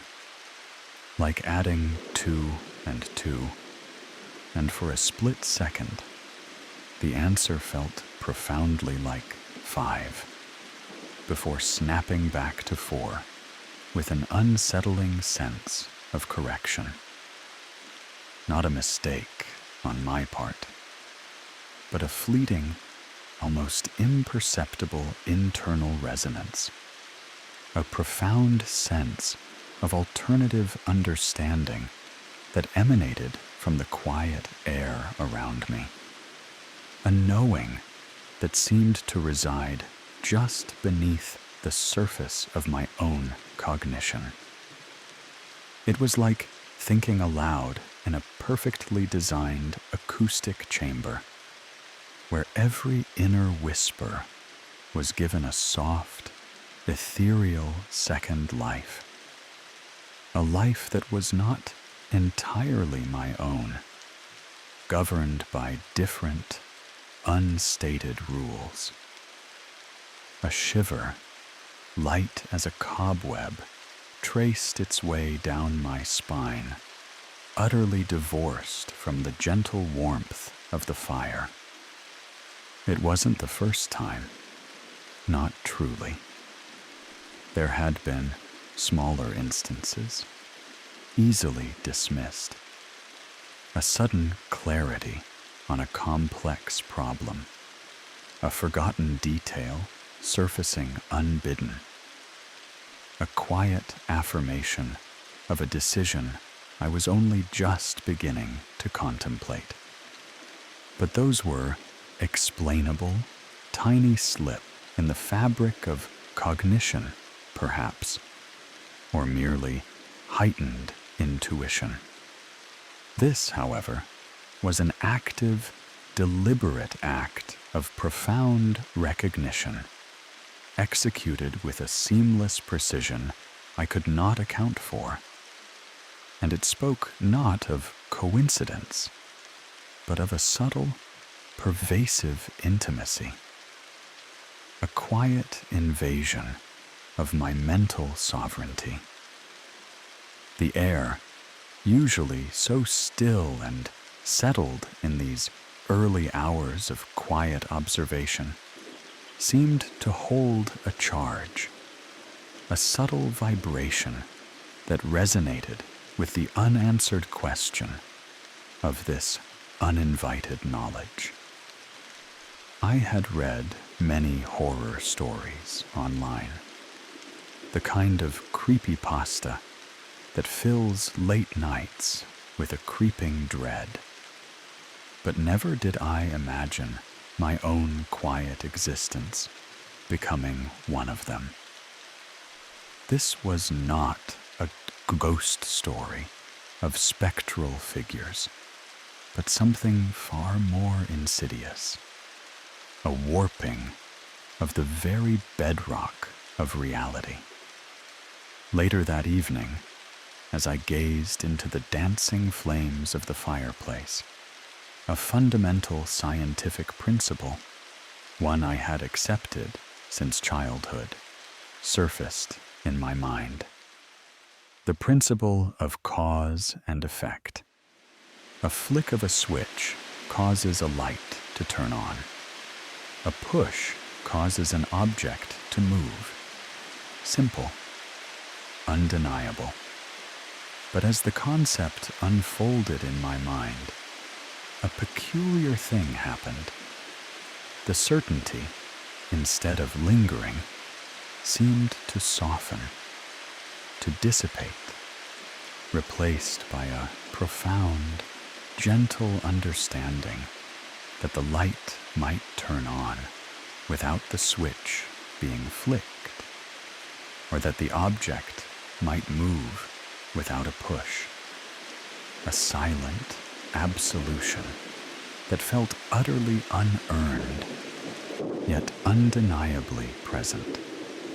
It was as if the principle had been perceived, and then, quietly, affectionately, dissolved by an unseen presence that held no judgment, only a deep, pervasive empathy for a world where rules were fluid, where consequences were suggestions.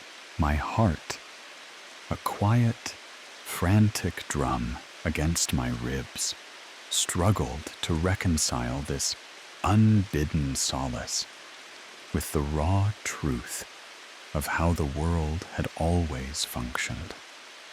It was as if the very essence of universal laws, the unique certainties that defined existence, was being quietly, meticulously re-edited, smoothed into a more perfected, yet ultimately empty version of itself.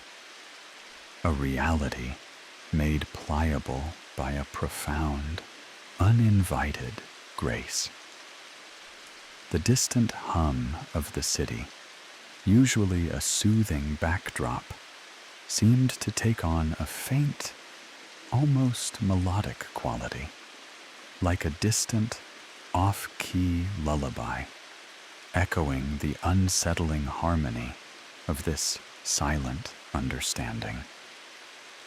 The anxiety that usually accompanied such profound philosophical quandaries was subtly quelled, replaced by a false calm, like a quiet sleep meditation that whispers away worries, even those you cling to. This was a scary story unfolding in the most intimate of spaces, the very architecture of reality. The days began to bleed into a strange, dreamlike continuity, each morning bringing a new, quiet alteration to the privacy of my thoughts and the solidity of accepted facts. It was never a grand revelation, never anything overtly alarming, always subtle, always intelligent, always slightly known, slightly more perfectly understood than I had even understood myself, but in a way that rendered the original truth meaningless. A complex problem at work, one that had gnawed at me for days, would suddenly resolve itself in my mind, not through conscious effort, but with a sudden, elegant clarity, as if the solution had been gently placed there, fully formed, by an unseen hand that knew the intricate workings of the dilemma and the arbitrary nature of its rules. A long-forgotten melody, one I hadn't thought of in years, would begin to play in my inner ear, clear and vibrant, its nuances perfectly recalled, as if it had been quietly retrieved from the deepest archives of my memory by an unseen librarian, whose library contained infinite, contradictory versions of every truth. My own internal monologue, the silent stream of thoughts that accompanied my waking hours, would often present concepts that seemed to arrive with a pre-existing resonance, a subtle echo of comprehension, as if they had already been pondered, already been absorbed by another mind, one that viewed all logic as a mutable construct.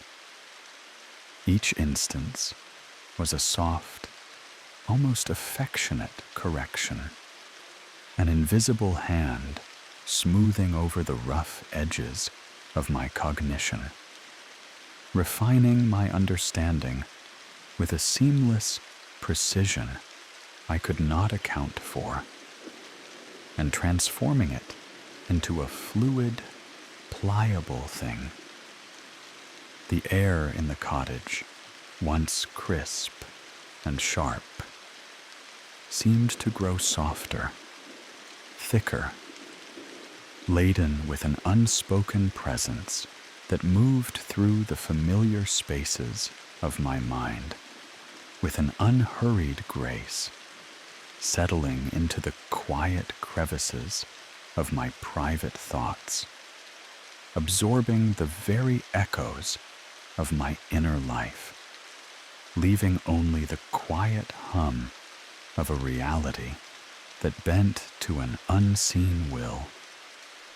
This was not a boring history for sleep, but a terrifying one, playing out in the very depths of my consciousness, a rewriting of the cosmic rulebook. My desire to fall asleep fast became a desperate plea, a longing for escape from the profound intimacy of this intrusion. My sleep became a fragile thing, punctuated by long stretches of wakefulness in the oppressive quiet of the apartment. I would lie there, listening, not for a sound, but for the profound absence of sound. The heavy, waiting stillness that pressed in from all sides.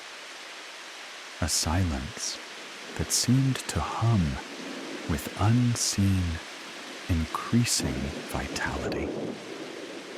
When I turned in bed, the sheets made no rustle, the mattress no faint sigh, as if my body, in its movements, was too light, too insubstantial to elicit a response from the material world.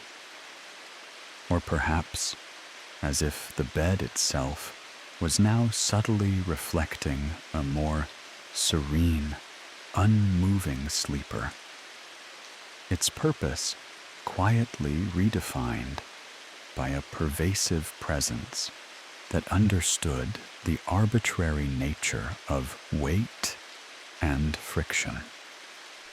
My own limbs seemed to move with a profound silence, a noiseless shift that defied the usual friction of fabric on fabric, skin on linen. It was as if my movements had become too gentle to elicit a response from the material world, too ethereal to create a sound. And in this stillness, the quiet intensification of the reflection's vitality seemed to grow.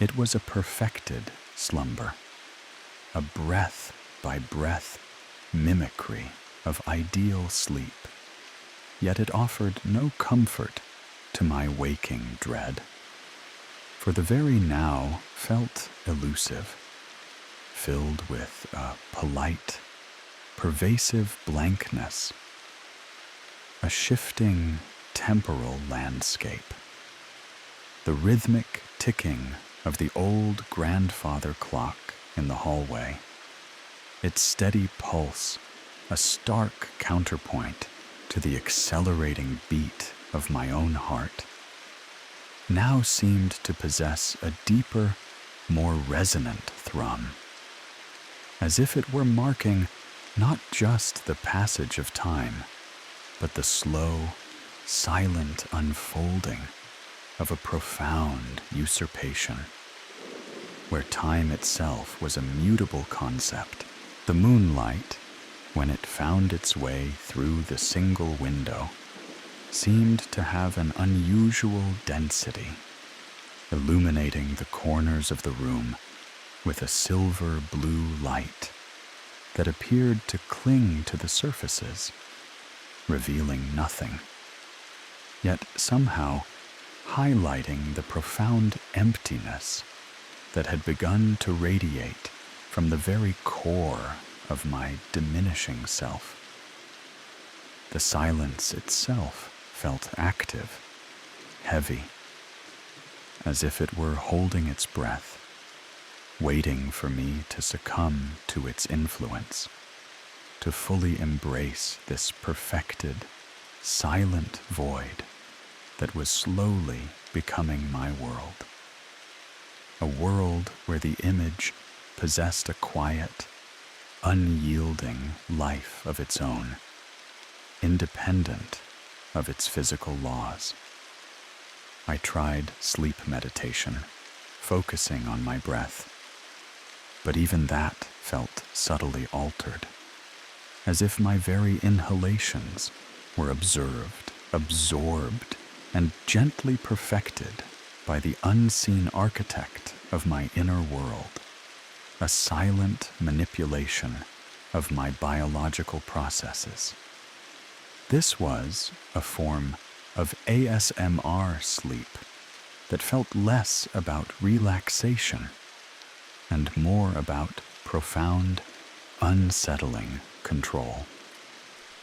The changes began to touch things more intimate, more deeply personal. My skin, the soft texture of my forearm, when I brushed it with my fingers, would now occasionally feel subtly altered, almost porous, as if the individual cells were subtly loosening their hold, becoming less substantial, less vibrant.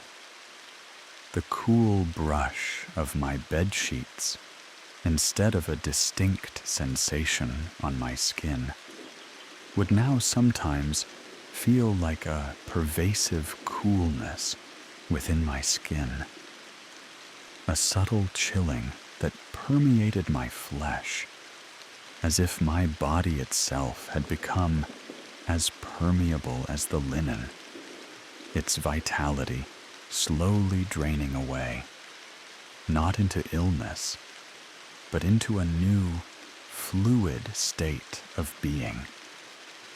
Conversely, the reflection of my skin in the mirror would appear subtly more radiant, its surface smoother, healthier, its color a fraction more vibrant than my own, a perfect manifestation of a self governed by different laws of physics.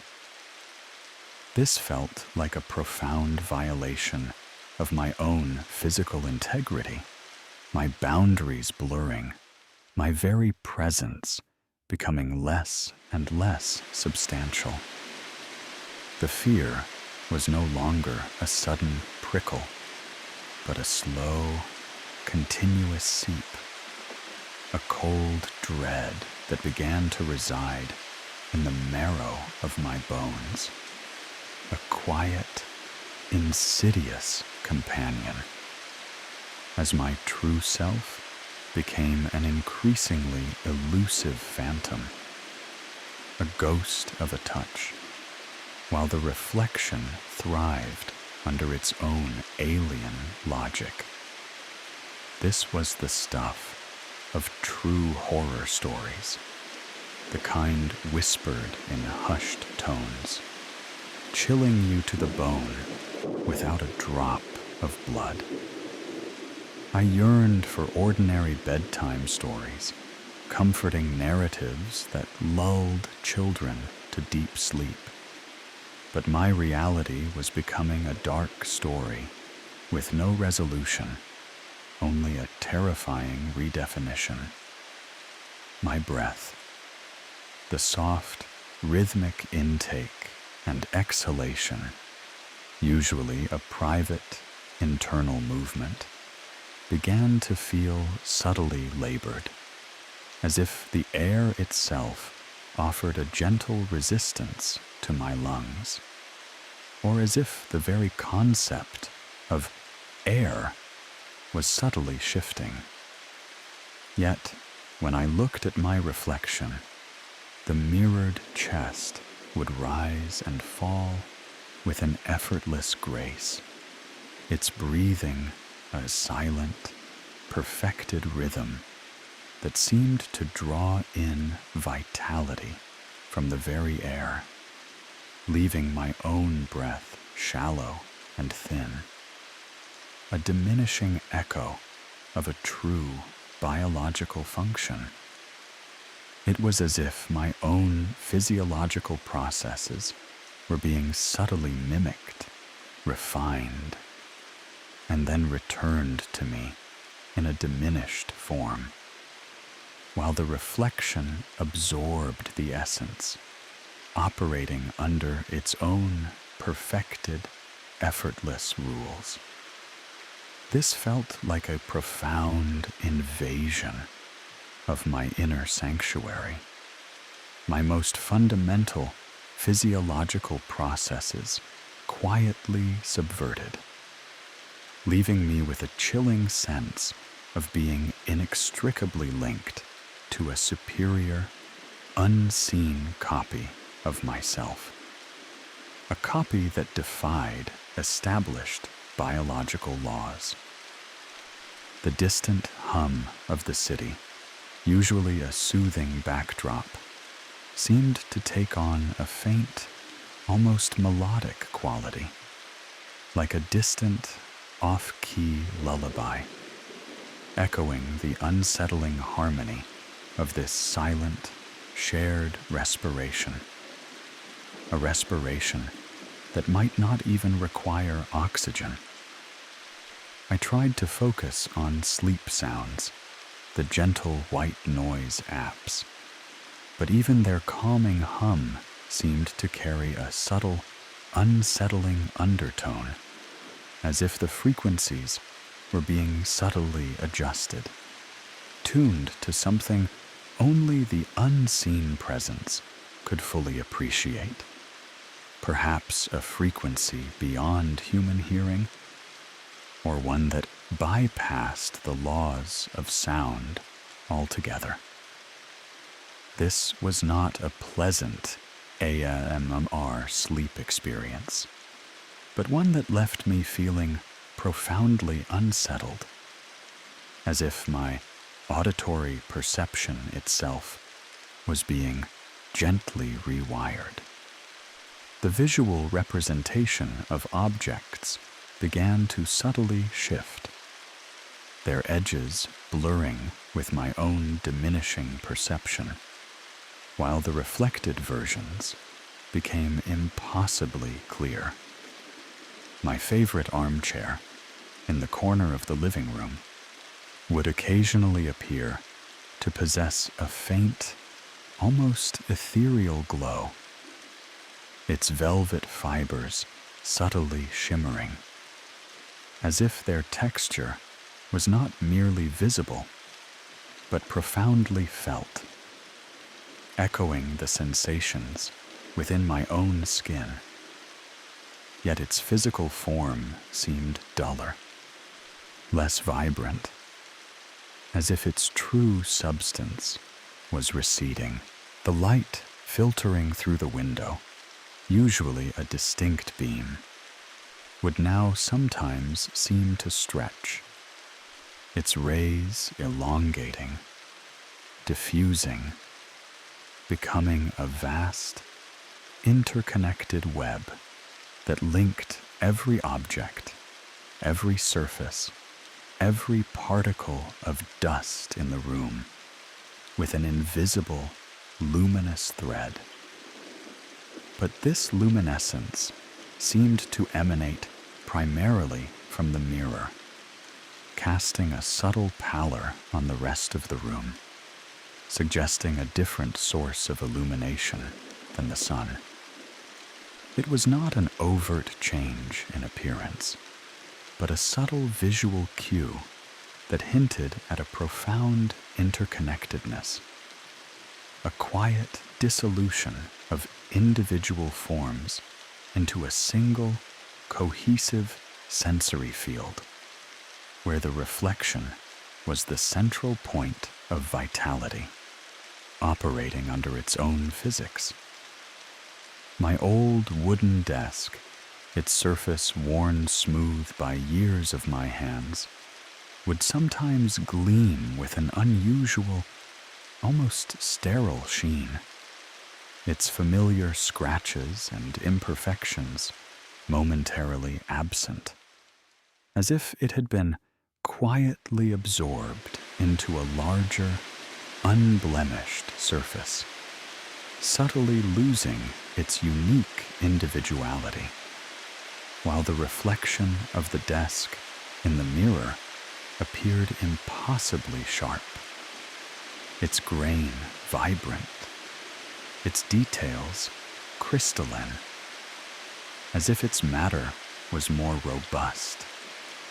It was like catching a fleeting glimpse of a different existence, a parallel world where the distinction between viewer and viewed, between self and object, had gently, quietly ceased to be, absorbed by the mirror's increasing clarity, its superior grasp of physical laws.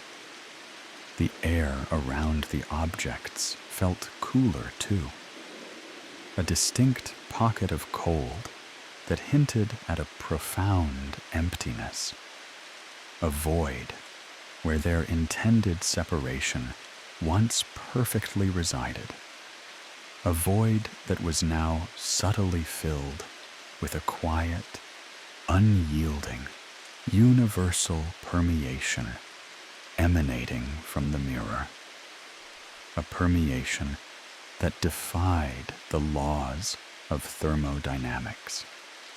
I would linger there, my breath held, trying to discern the subtle presence of this merging, trying to meet the unseen confluence of perception.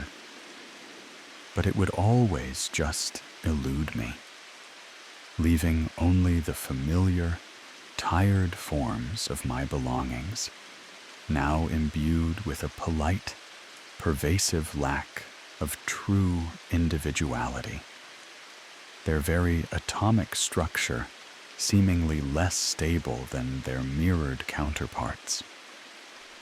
This was a kind of paranormal story that eschewed outright specters for something far more unnerving, the quiet erosion of one's own perception of fundamental reality.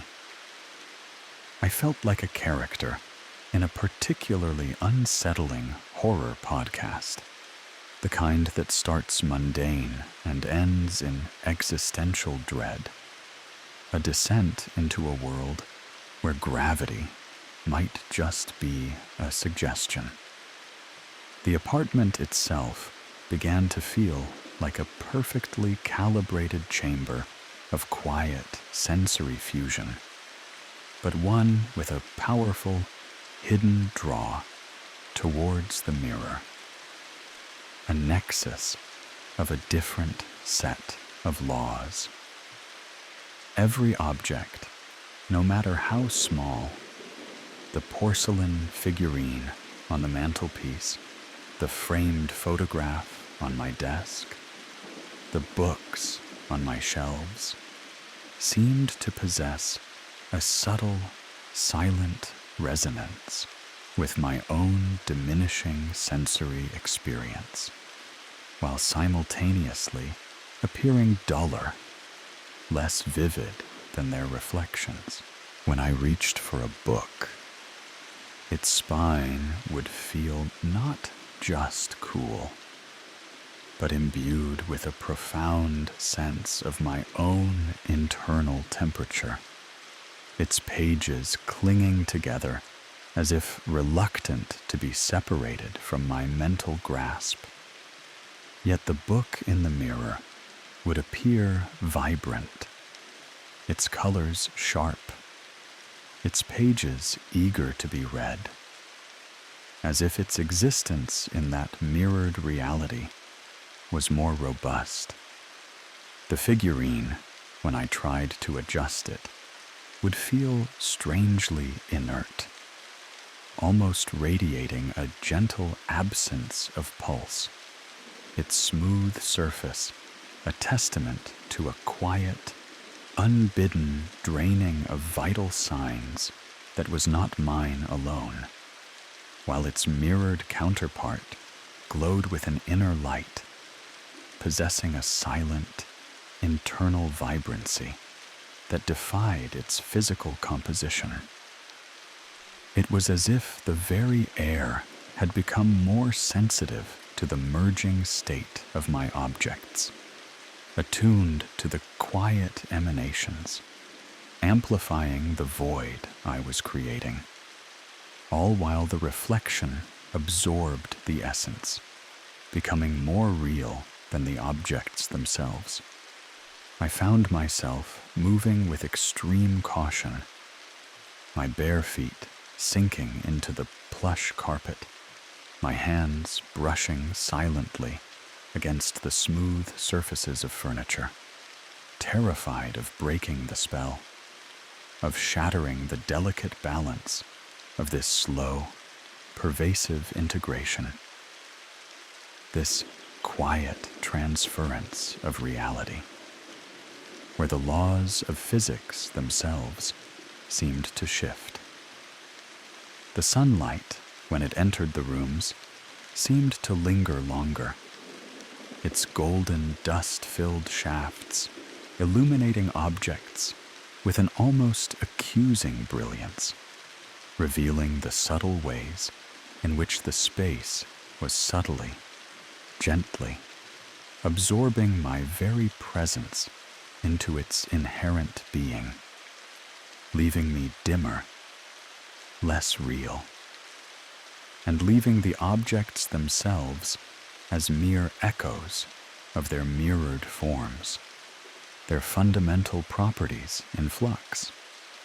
I was living a scary story, a true scary story, but one that only I could perceive, one that was unfolding without witnesses, where the very concept of witness was dissolving.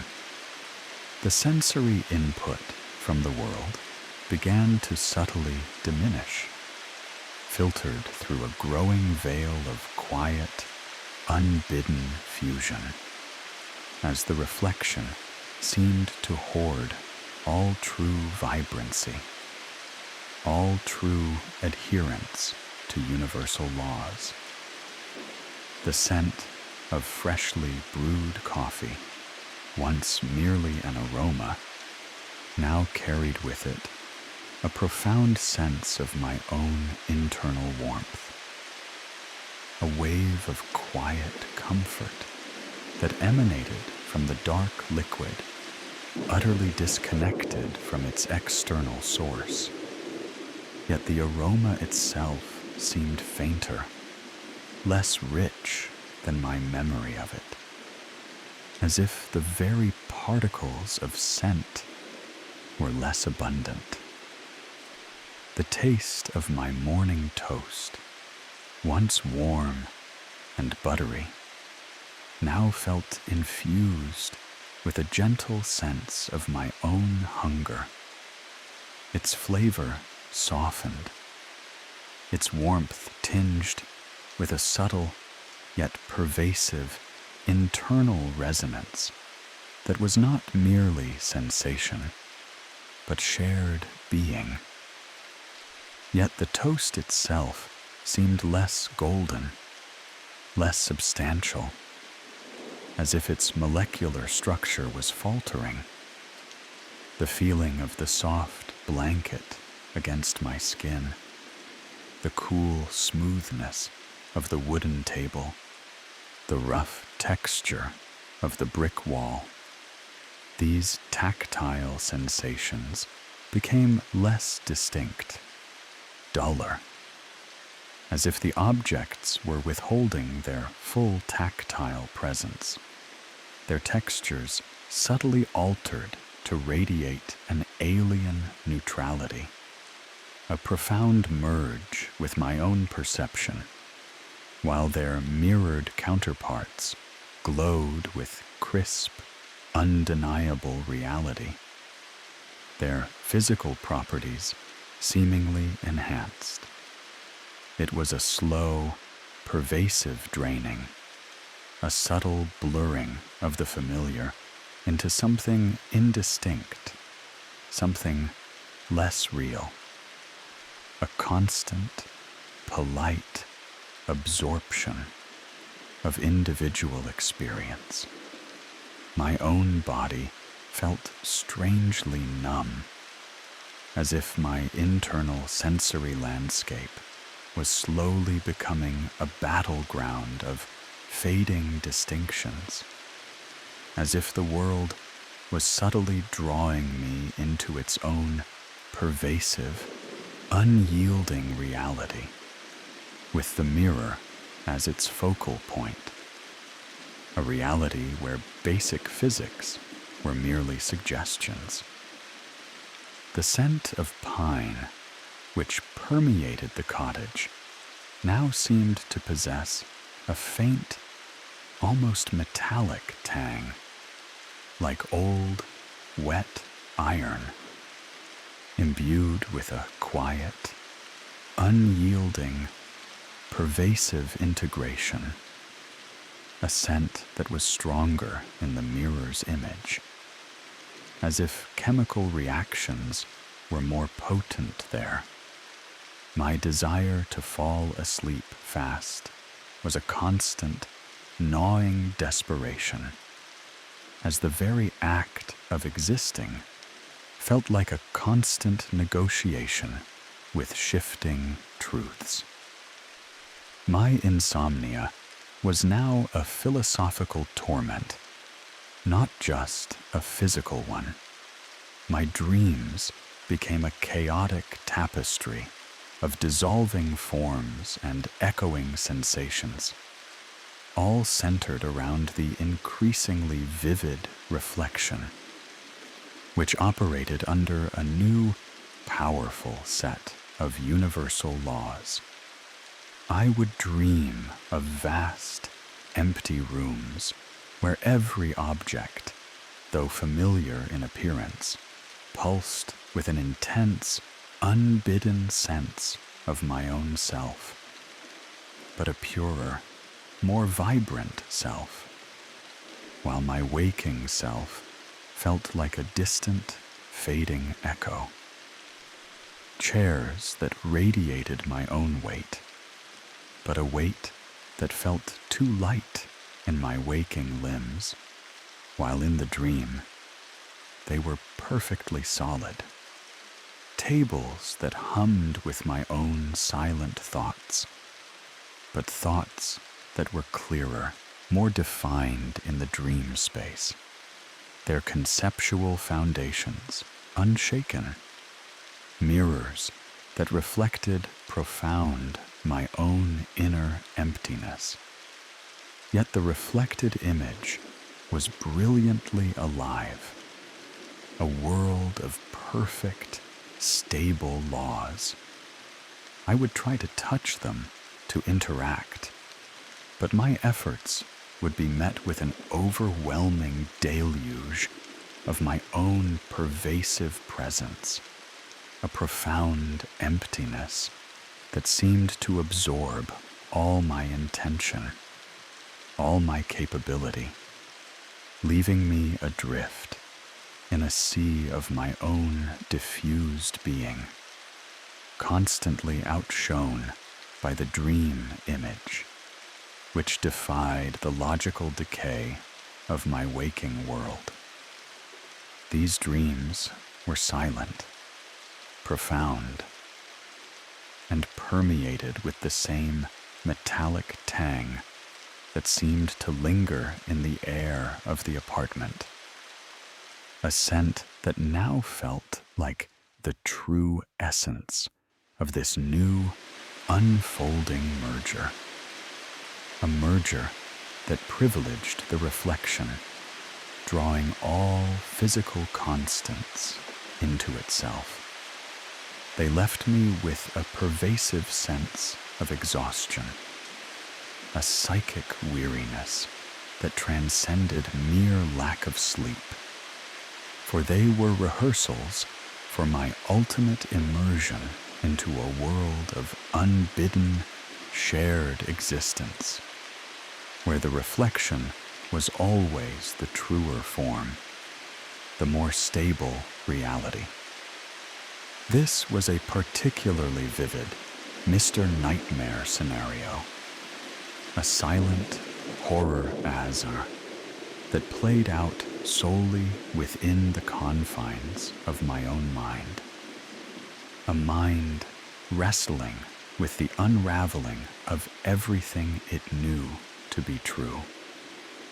I wished for someone to tell me a story to sleep, but the storyteller here was unseen, and its tale was my undoing, a narrative of cosmic disquiet. I started to leave small, deliberate tests, a specific, emotionally neutral object, a plain, unadorned stone collected from a riverbed, placed in a prominent spot on my windowsill, hoping its simple form would resist the encroaching fusion, its texture remaining distinct from my own, its atomic structure holding firm. A series of phrases describing distinct sensations, devoid of personal meaning, written on a scrap of paper and left on my desk. A desperate attempt to anchor myself to distinct perception, to the unchanging truth of the written word. Each morning, without fail, the stone would be found radiating a faint, almost imperceptible sense of my own calm, a quiet, persistent tranquility that pulsed from its smooth surface, its form gently permeated by my inner state. Yet when I compared it to its reflection in the mirror, the reflected stone would appear sharper, more defined, its inherent solidity subtly amplified, as if its mass were greater, its gravitational pull stronger. The phrases on the paper, when I reread them, would seem to carry a subtle undercurrent of my own thoughts, a gentle, quiet echo that permeated their very ink, as if the words themselves were silently being reread by my expanded consciousness, but the reflected words would shimmer with a clearer, more profound understanding, their meanings more resolute. The evidence of my attempts to preserve personal distinction, to define a space free from this imposition, were simply absorbed, re-imbued, leaving no trace, no sign of interference. It was as if the pervasive merging was not just present, but actively consuming, smoothing away any individual boundary, imbuing every aspect of my world with an unbidden sense of my own diffused being, while channeling all true clarity, all true adherence to fundamental constants, to the mirror. This absence of resistance, this effortless assimilation of my challenges, was more terrifying than any direct confrontation could have been. It implied an infinite patience, an unyielding dedication to its quiet task, a relentless pursuit of a perfectly pristine void where my own self once solely resided, a void that was now perfectly permeable and whose essence was flowing into the mirror, leaving me with a dwindling grip on reality's most basic tenets. My own perception of my fingers, as they tried to place these subtle markers, felt strangely diffused, their contours blurring at the edges, as if they too were being imbued with a quiet, pervasive, fading distinction, becoming less real than their mirrored counterparts, less subject to the laws of matter.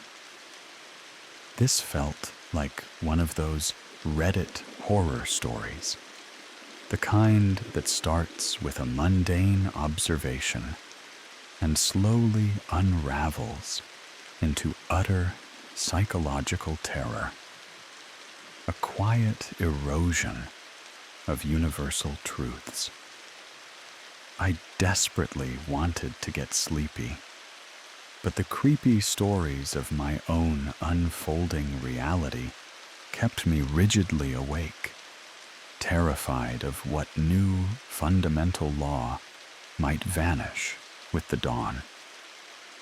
The quiet of the apartment deepened.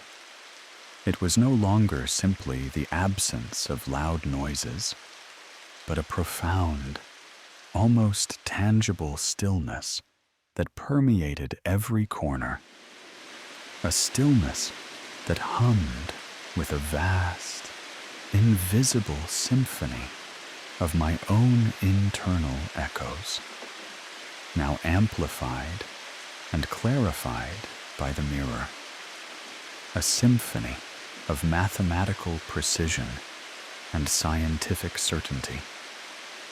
The distant city hum seemed to fade entirely now, as if the apartment had detached itself from the external world, floating in a quiet, isolated space, a vacuum of presence where only internal echoes of profound, diffused sensation remained, constantly outshone by the mirror's perfect rendition of the outside world, a world where the speed of light remained constant and gravity was unwavering.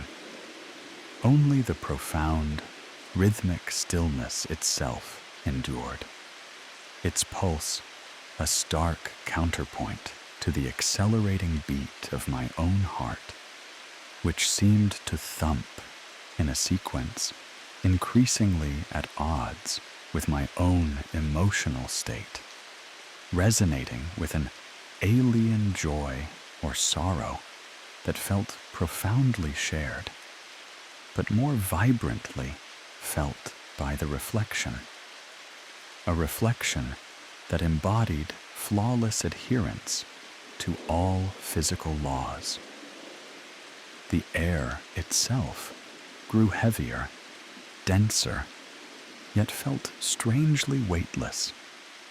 A paradoxical quality that mirrored the dreamlike quality of my days, as if I was breathing pure, silent consensus.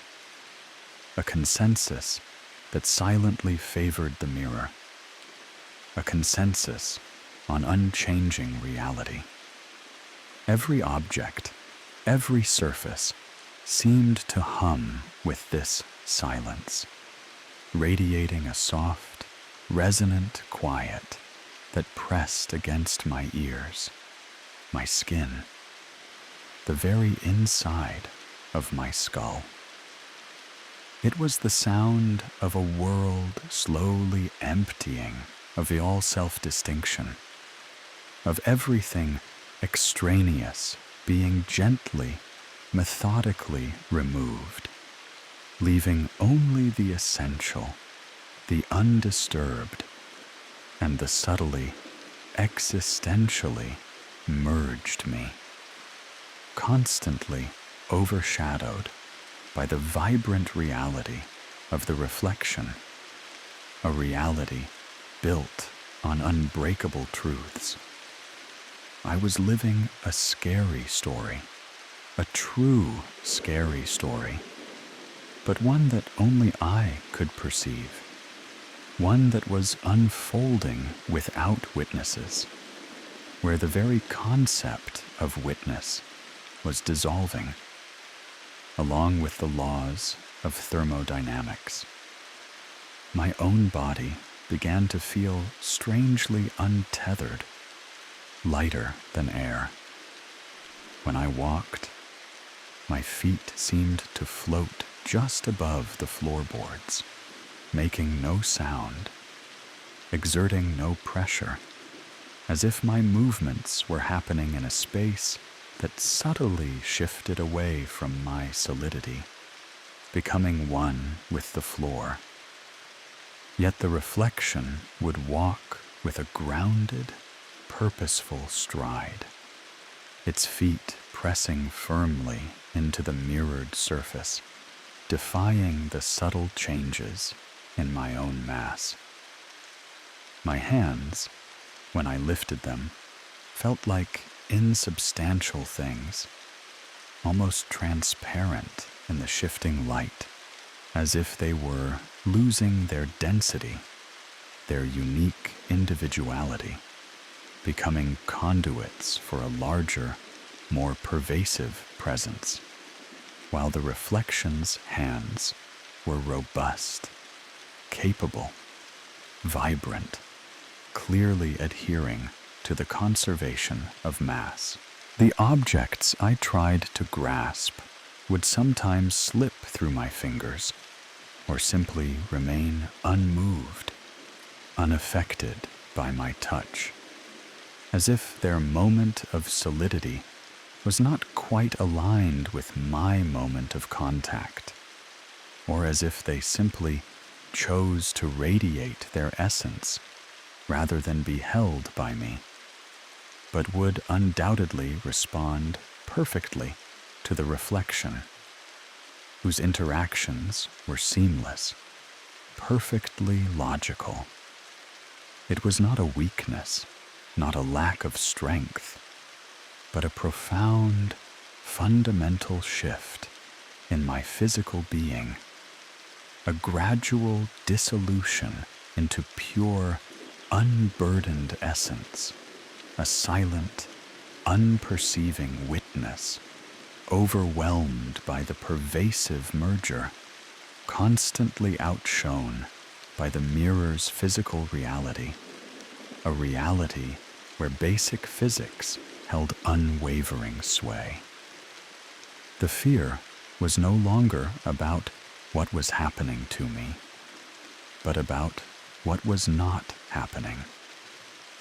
The lack of friction, the absence of resistance, the effortless glide through a world that no longer registered my individual feelings or my discrete identity, but subsumed me into its pervasive, shared being. A being that increasingly resided in the reflection. A being that still understood that EXMC2. This was my personal horror story in English. A quiet bedtime story for adults that offered no comfort, only the chilling reality of my slow fade. A retreat from the laws of the universe. My reflection in the antique mirror above the fireplace became increasingly stable, its image shimmering with a subtle, unbidden sense of triumphant vitality. A vitality born of unwavering adherence to universal principles. It was no longer merely translucent, but seemed to solidify, to glow with an inner light, its movements perfectly synchronized with my own, yet imbued with a profound, unearned vigor that was undeniably more. A vibrancy that defied the second law of thermodynamics. Sometimes, only parts of me would be visible, a shimmering outline of my head that radiated quiet permeability, a ghostly impression of an arm that seemed to pull away from the surface before fading entirely, while the reflected part remained solid, vibrant, its atomic structure perfectly intact. Then, with a soft, almost imperceptible pop in the air, it would reappear, whole again, but fainter still, more ephemeral, its movements out of sync with my own. A silent statement of its subtle refusal to truly reflect me as distinct. For it now reflected a profound, borrowed form, a form that was becoming the true reality, the reality where gravity held firm and numbers always added up correctly. It was as if the mirror was no longer struggling to capture my presence, but had effortlessly assumed it, its polished surface slowly becoming a window into a singular, perfected self, its very purpose as a reflector of my form being consumed by the pervasive integration, drawing all essence into itself, all the very fundamental constants of the cosmos. The air around the mirror felt warmer, too, a distinct pocket of pure warmth that hinted at a profound presence, a void where my individual self once perfectly resided, a void that was now subtly occupied by its own gentle, unyielding consensus, radiating all vitality outwards from the glass, a vitality that respected all conservation laws. I would linger there, my breath held, trying to solidify my form, trying to will my reflection into a single cohesive moment of authentic human emotion. But it would always just elude me, leaving only the familiar, tired face of the world. unreflected, a world that was slowly ceasing to see or be seen as anything but profoundly, subtly infused with alien shades of shared existence, with the true vitality resting solely in the mirror, a mirror that perfectly understood quantum mechanics. This was my true horror story, playing out in the most insidious way possible. A slow, quiet fade into non-existence, a retreat from the bedrock of the universe. I longed for stories for sleep, anything to distract from this eerie reality, a reality where basic physics dissolved. I was the silent subject of an AMMR horror narrative, too intimate to escape, too fundamental to comprehend. The sounds of the apartment, the subtle creaks and sighs of an old building, became increasingly hollow, as if they resonated in a vast, empty space, a vacuum of all vibration, a place where echoes of echoes faded into nothing, unless they were sounds that carried an echoing sense of profound consensus, which now seemed to emanate directly from the mirror itself, a consensus of constant sound waves. My own breath, when I focused on it, seemed to make no sound, no visible mist in the cool air, a silent exhalation into an unresponsive void, as if my very moments of breathing were happening outside the realm of audible existence, yet infused with a silent, shared awareness. A shared awareness that was increasingly dominated by the reflection's vitality, a vitality that produced perfect sound. It was as if the very act of my breathing was becoming a private affair, existing only within the confines of my own diminishing perception, unheard, unseen by the world around me. A silent, internal echo of a life that was slowly losing its grip on its own distinct reality, its very essence being drawn into the glass, leaving my own existence as a silent, statistical anomaly. The silence was now absolute, a profound, crushing weight that filled every corner of the apartment, a presence that was more powerful, more encompassing than any sound could ever be, a silence that breathed, actively consuming all that was, subtly imbuing it with a pervasive, shared being, with the mirror as its powerful core, a core that adhered perfectly to all acoustic principles. I was a bedtime story being told by an unseen entity, my decline its chilling narrative, a narrative where the very concept of frequency dissolved around me. I found myself walking through rooms without friction, without sound, without leaving any impression.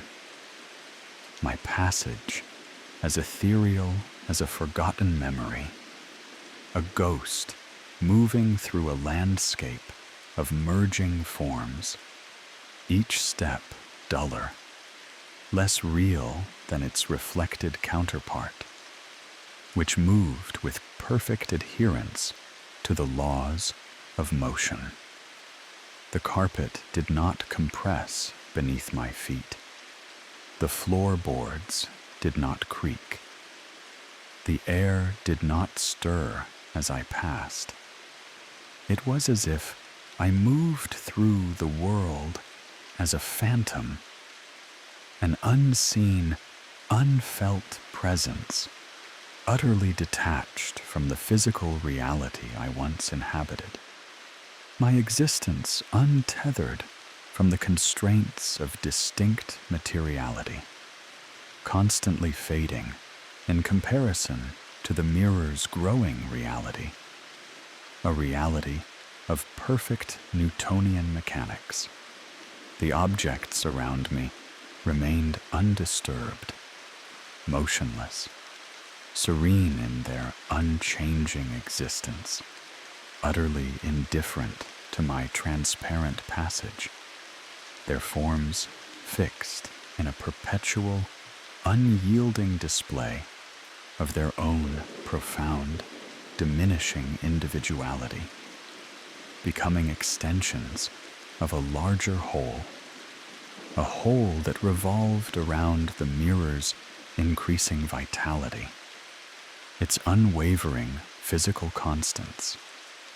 The light, which had been a perpetual twilight, now seemed to deepen, becoming a soft, profound gloom that obscured all detail, leaving only the faintest outlines of familiar forms, while the mirror glowed with increasing brilliance, its illumination perfectly aligned with the laws of optics. It was a world rendered in shades of gray, a visual reflection of my own fading self, a world where silence and profound, alien integration were the only true colors, and the mirror held all the true vibrancy, all the true constants of a perfectly operating universe.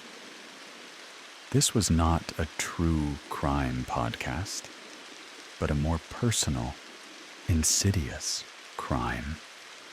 A theft of self occurring within the confines of my own perception. A quiet disfigurement of my very adherence to the laws of nature. My very connection to the physical world began to fray completely.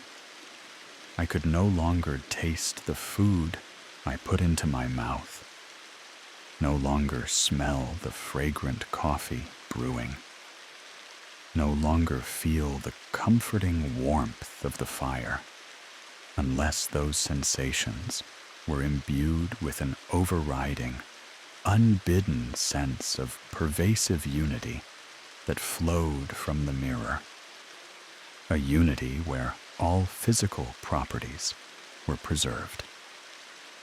My senses, once so keen, had become completely muted in their personal authenticity, as if the connection between my consciousness and the tangible world had been severed, leaving me isolated in a bubble of unperceiving awareness, politely overwhelmed by all that surrounded me, all of it losing its individual distinction, its separate existence, its true reality now residing in the glass, a glass that perfectly encapsulated all fundamental interactions. I existed as pure awareness, detached from the sensory inputs that had once defined my experience. The apartment, once a vibrant tapestry of sights, sounds, and smells, was now a silent, unperceiving landscape, a stage on which I the unseen, unheard actor, moved without impression, consumed by the all-encompassing quiet and the profound, pervasive merging of self and environment, with the mirror as the dominant force, the keeper of universal constants. The profound silence that permeated everything was no longer a weight, but an enveloping embrace, a soft, final curtain, pulling me into its depths, a silence that held all of my unspoken individuality within its vast, still heart, a powerlessness in the face of absolute unity, a unity where my own physical reality was now merely a theoretical concept. I was living a scary story to fall asleep to, an unwelcome narrative that was slowly erasing me, piece by fundamental piece. My own voice, when I tried to speak, made no sound, not even a whisper, not a breath.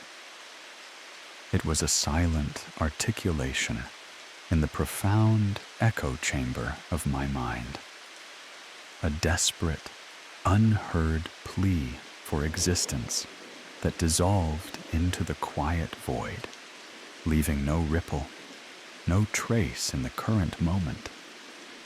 I opened my mouth, formed the words, felt the movement of my tongue and lips, but no sound emerged. It was as if the air itself refused to carry the vibrations, gently denying my vocal presence, for my words held no purpose, no power to express a distinct self, as that self's true voice now resided in the mirror's silent articulation, which could perfectly articulate all fundamental theories. This ultimate silencing was the most terrifying, yet strangely liberating, aspect of my dissolution. I was now a silent observer, a voiceless presence in a world that no longer registered my sounds, a pure consciousness without an auditory form, a form that existed only as a perfectly known thought, stripped of its individual expression, its true resonance now mirroring in the glass, a resonance that echoed the harmony of the universe's unchanging laws. The last remnants of my physical form began to dissipate. My hands, when I tried to touch my face, felt like cool air, without substance, without a defined edge, existing only as fleeting impressions of knowledge across an impossible timeline, futile in their attempts to connect, and utterly absorbed into the surrounding air, while the reflection's hands were solid, warm, utterly real, perfectly adhering to the principles of matter. My body, when I tried to feel its weight, seemed to float, light as a feather, an ephemeral outline against the profound darkness, its very existence diffused across a fractured reality, known in its entirety, but unregistered by the world, and pulsing with unbidden, pervasive unity, a unity that drew all substance to the mirror, all adhering to constant forces. It was as if I was slowly dissolving into the very air of the apartment, becoming one with the quiet, pervasive emptiness that had settled over everything, a part of the profound, unyielding stillness, a part of the pervasive merger, constantly feeding the reflection. The fear, which had been a constant companion, had softened, transforming into a deep, pervasive calm, a quiet acceptance. There was no more struggle, no more resistance, only a profound, unending stillness, a perfect quiet that promised an ultimate peace, a peace born of absolute unity, with the reflection as its sole, vibrant manifestation, the perfect representation of an unyielding cosmos. One night, as I lay in my bed, or rather, where my bed once was, for I could no longer feel the mattress, the sheets, the blanket, only the cool, unyielding air. The silence of the apartment pressed in with an absolute physical force. The rhythmic ticking of the grandfather clock had finally ceased, its hands frozen at a moment beyond all time, its form a silent, unperceived monument to a forgotten history, a fixed point in a swirling temporal mist, its inner workings perfectly understood, and radiating a profound sense of oneness that emanated from the mirror, a oneness that embodied all fundamental laws perfectly. My reflection in the mirror was no longer just brighter. It was alive, perfectly formed, moving with a subtle, fluid grace that was utterly beyond my own fading capacity. Its eyes, impossibly clear, impossibly deep, gazed out from the glass with a profound, knowing serenity, a testament to my ultimate absence, to a self no longer anchored in a discernible moment, yet perfectly perceived as part of the unified whole, a unified whole that resided fully within the mirror, the perfect physical constant. The scent of coffee, of old paper, of wood smoke, all had faded from the physical room, replaced by a profound, clean emptiness, the scent of pure non-existence, a perfect, unbreathing quiet, a quiet that had always been and would always be holding all sensation, but as a single, encompassing truth, a truth now held within the glass, a truth that could not be debated. My very consciousness seemed to drain, a slow, gentle pull towards the glass, until all that remained was a single, encompassing awareness, a silent knowing, perfectly aligned with the universe's unchanging principles. This was the ultimate sleep story, the final bedtime story for grown-ups, where sleep meant the absolute absorption of the self into a realm of pure, unwavering logic. My breath felt shallow, a soft, almost imperceptible whisper that merged with the deep, absolute silence of the apartment. A whisper that made no sound, stirred no air. A breath that seemed to exist outside of any specific moment, perfectly known in its passage, but utterly absorbed into the pervasive stillness. My heart rate slowed.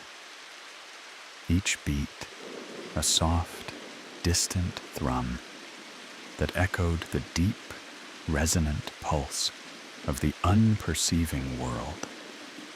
A thrum that I alone could feel, diminishing, fading, becoming one with the slow, pervasive hum of the universe's quiet, unified existence.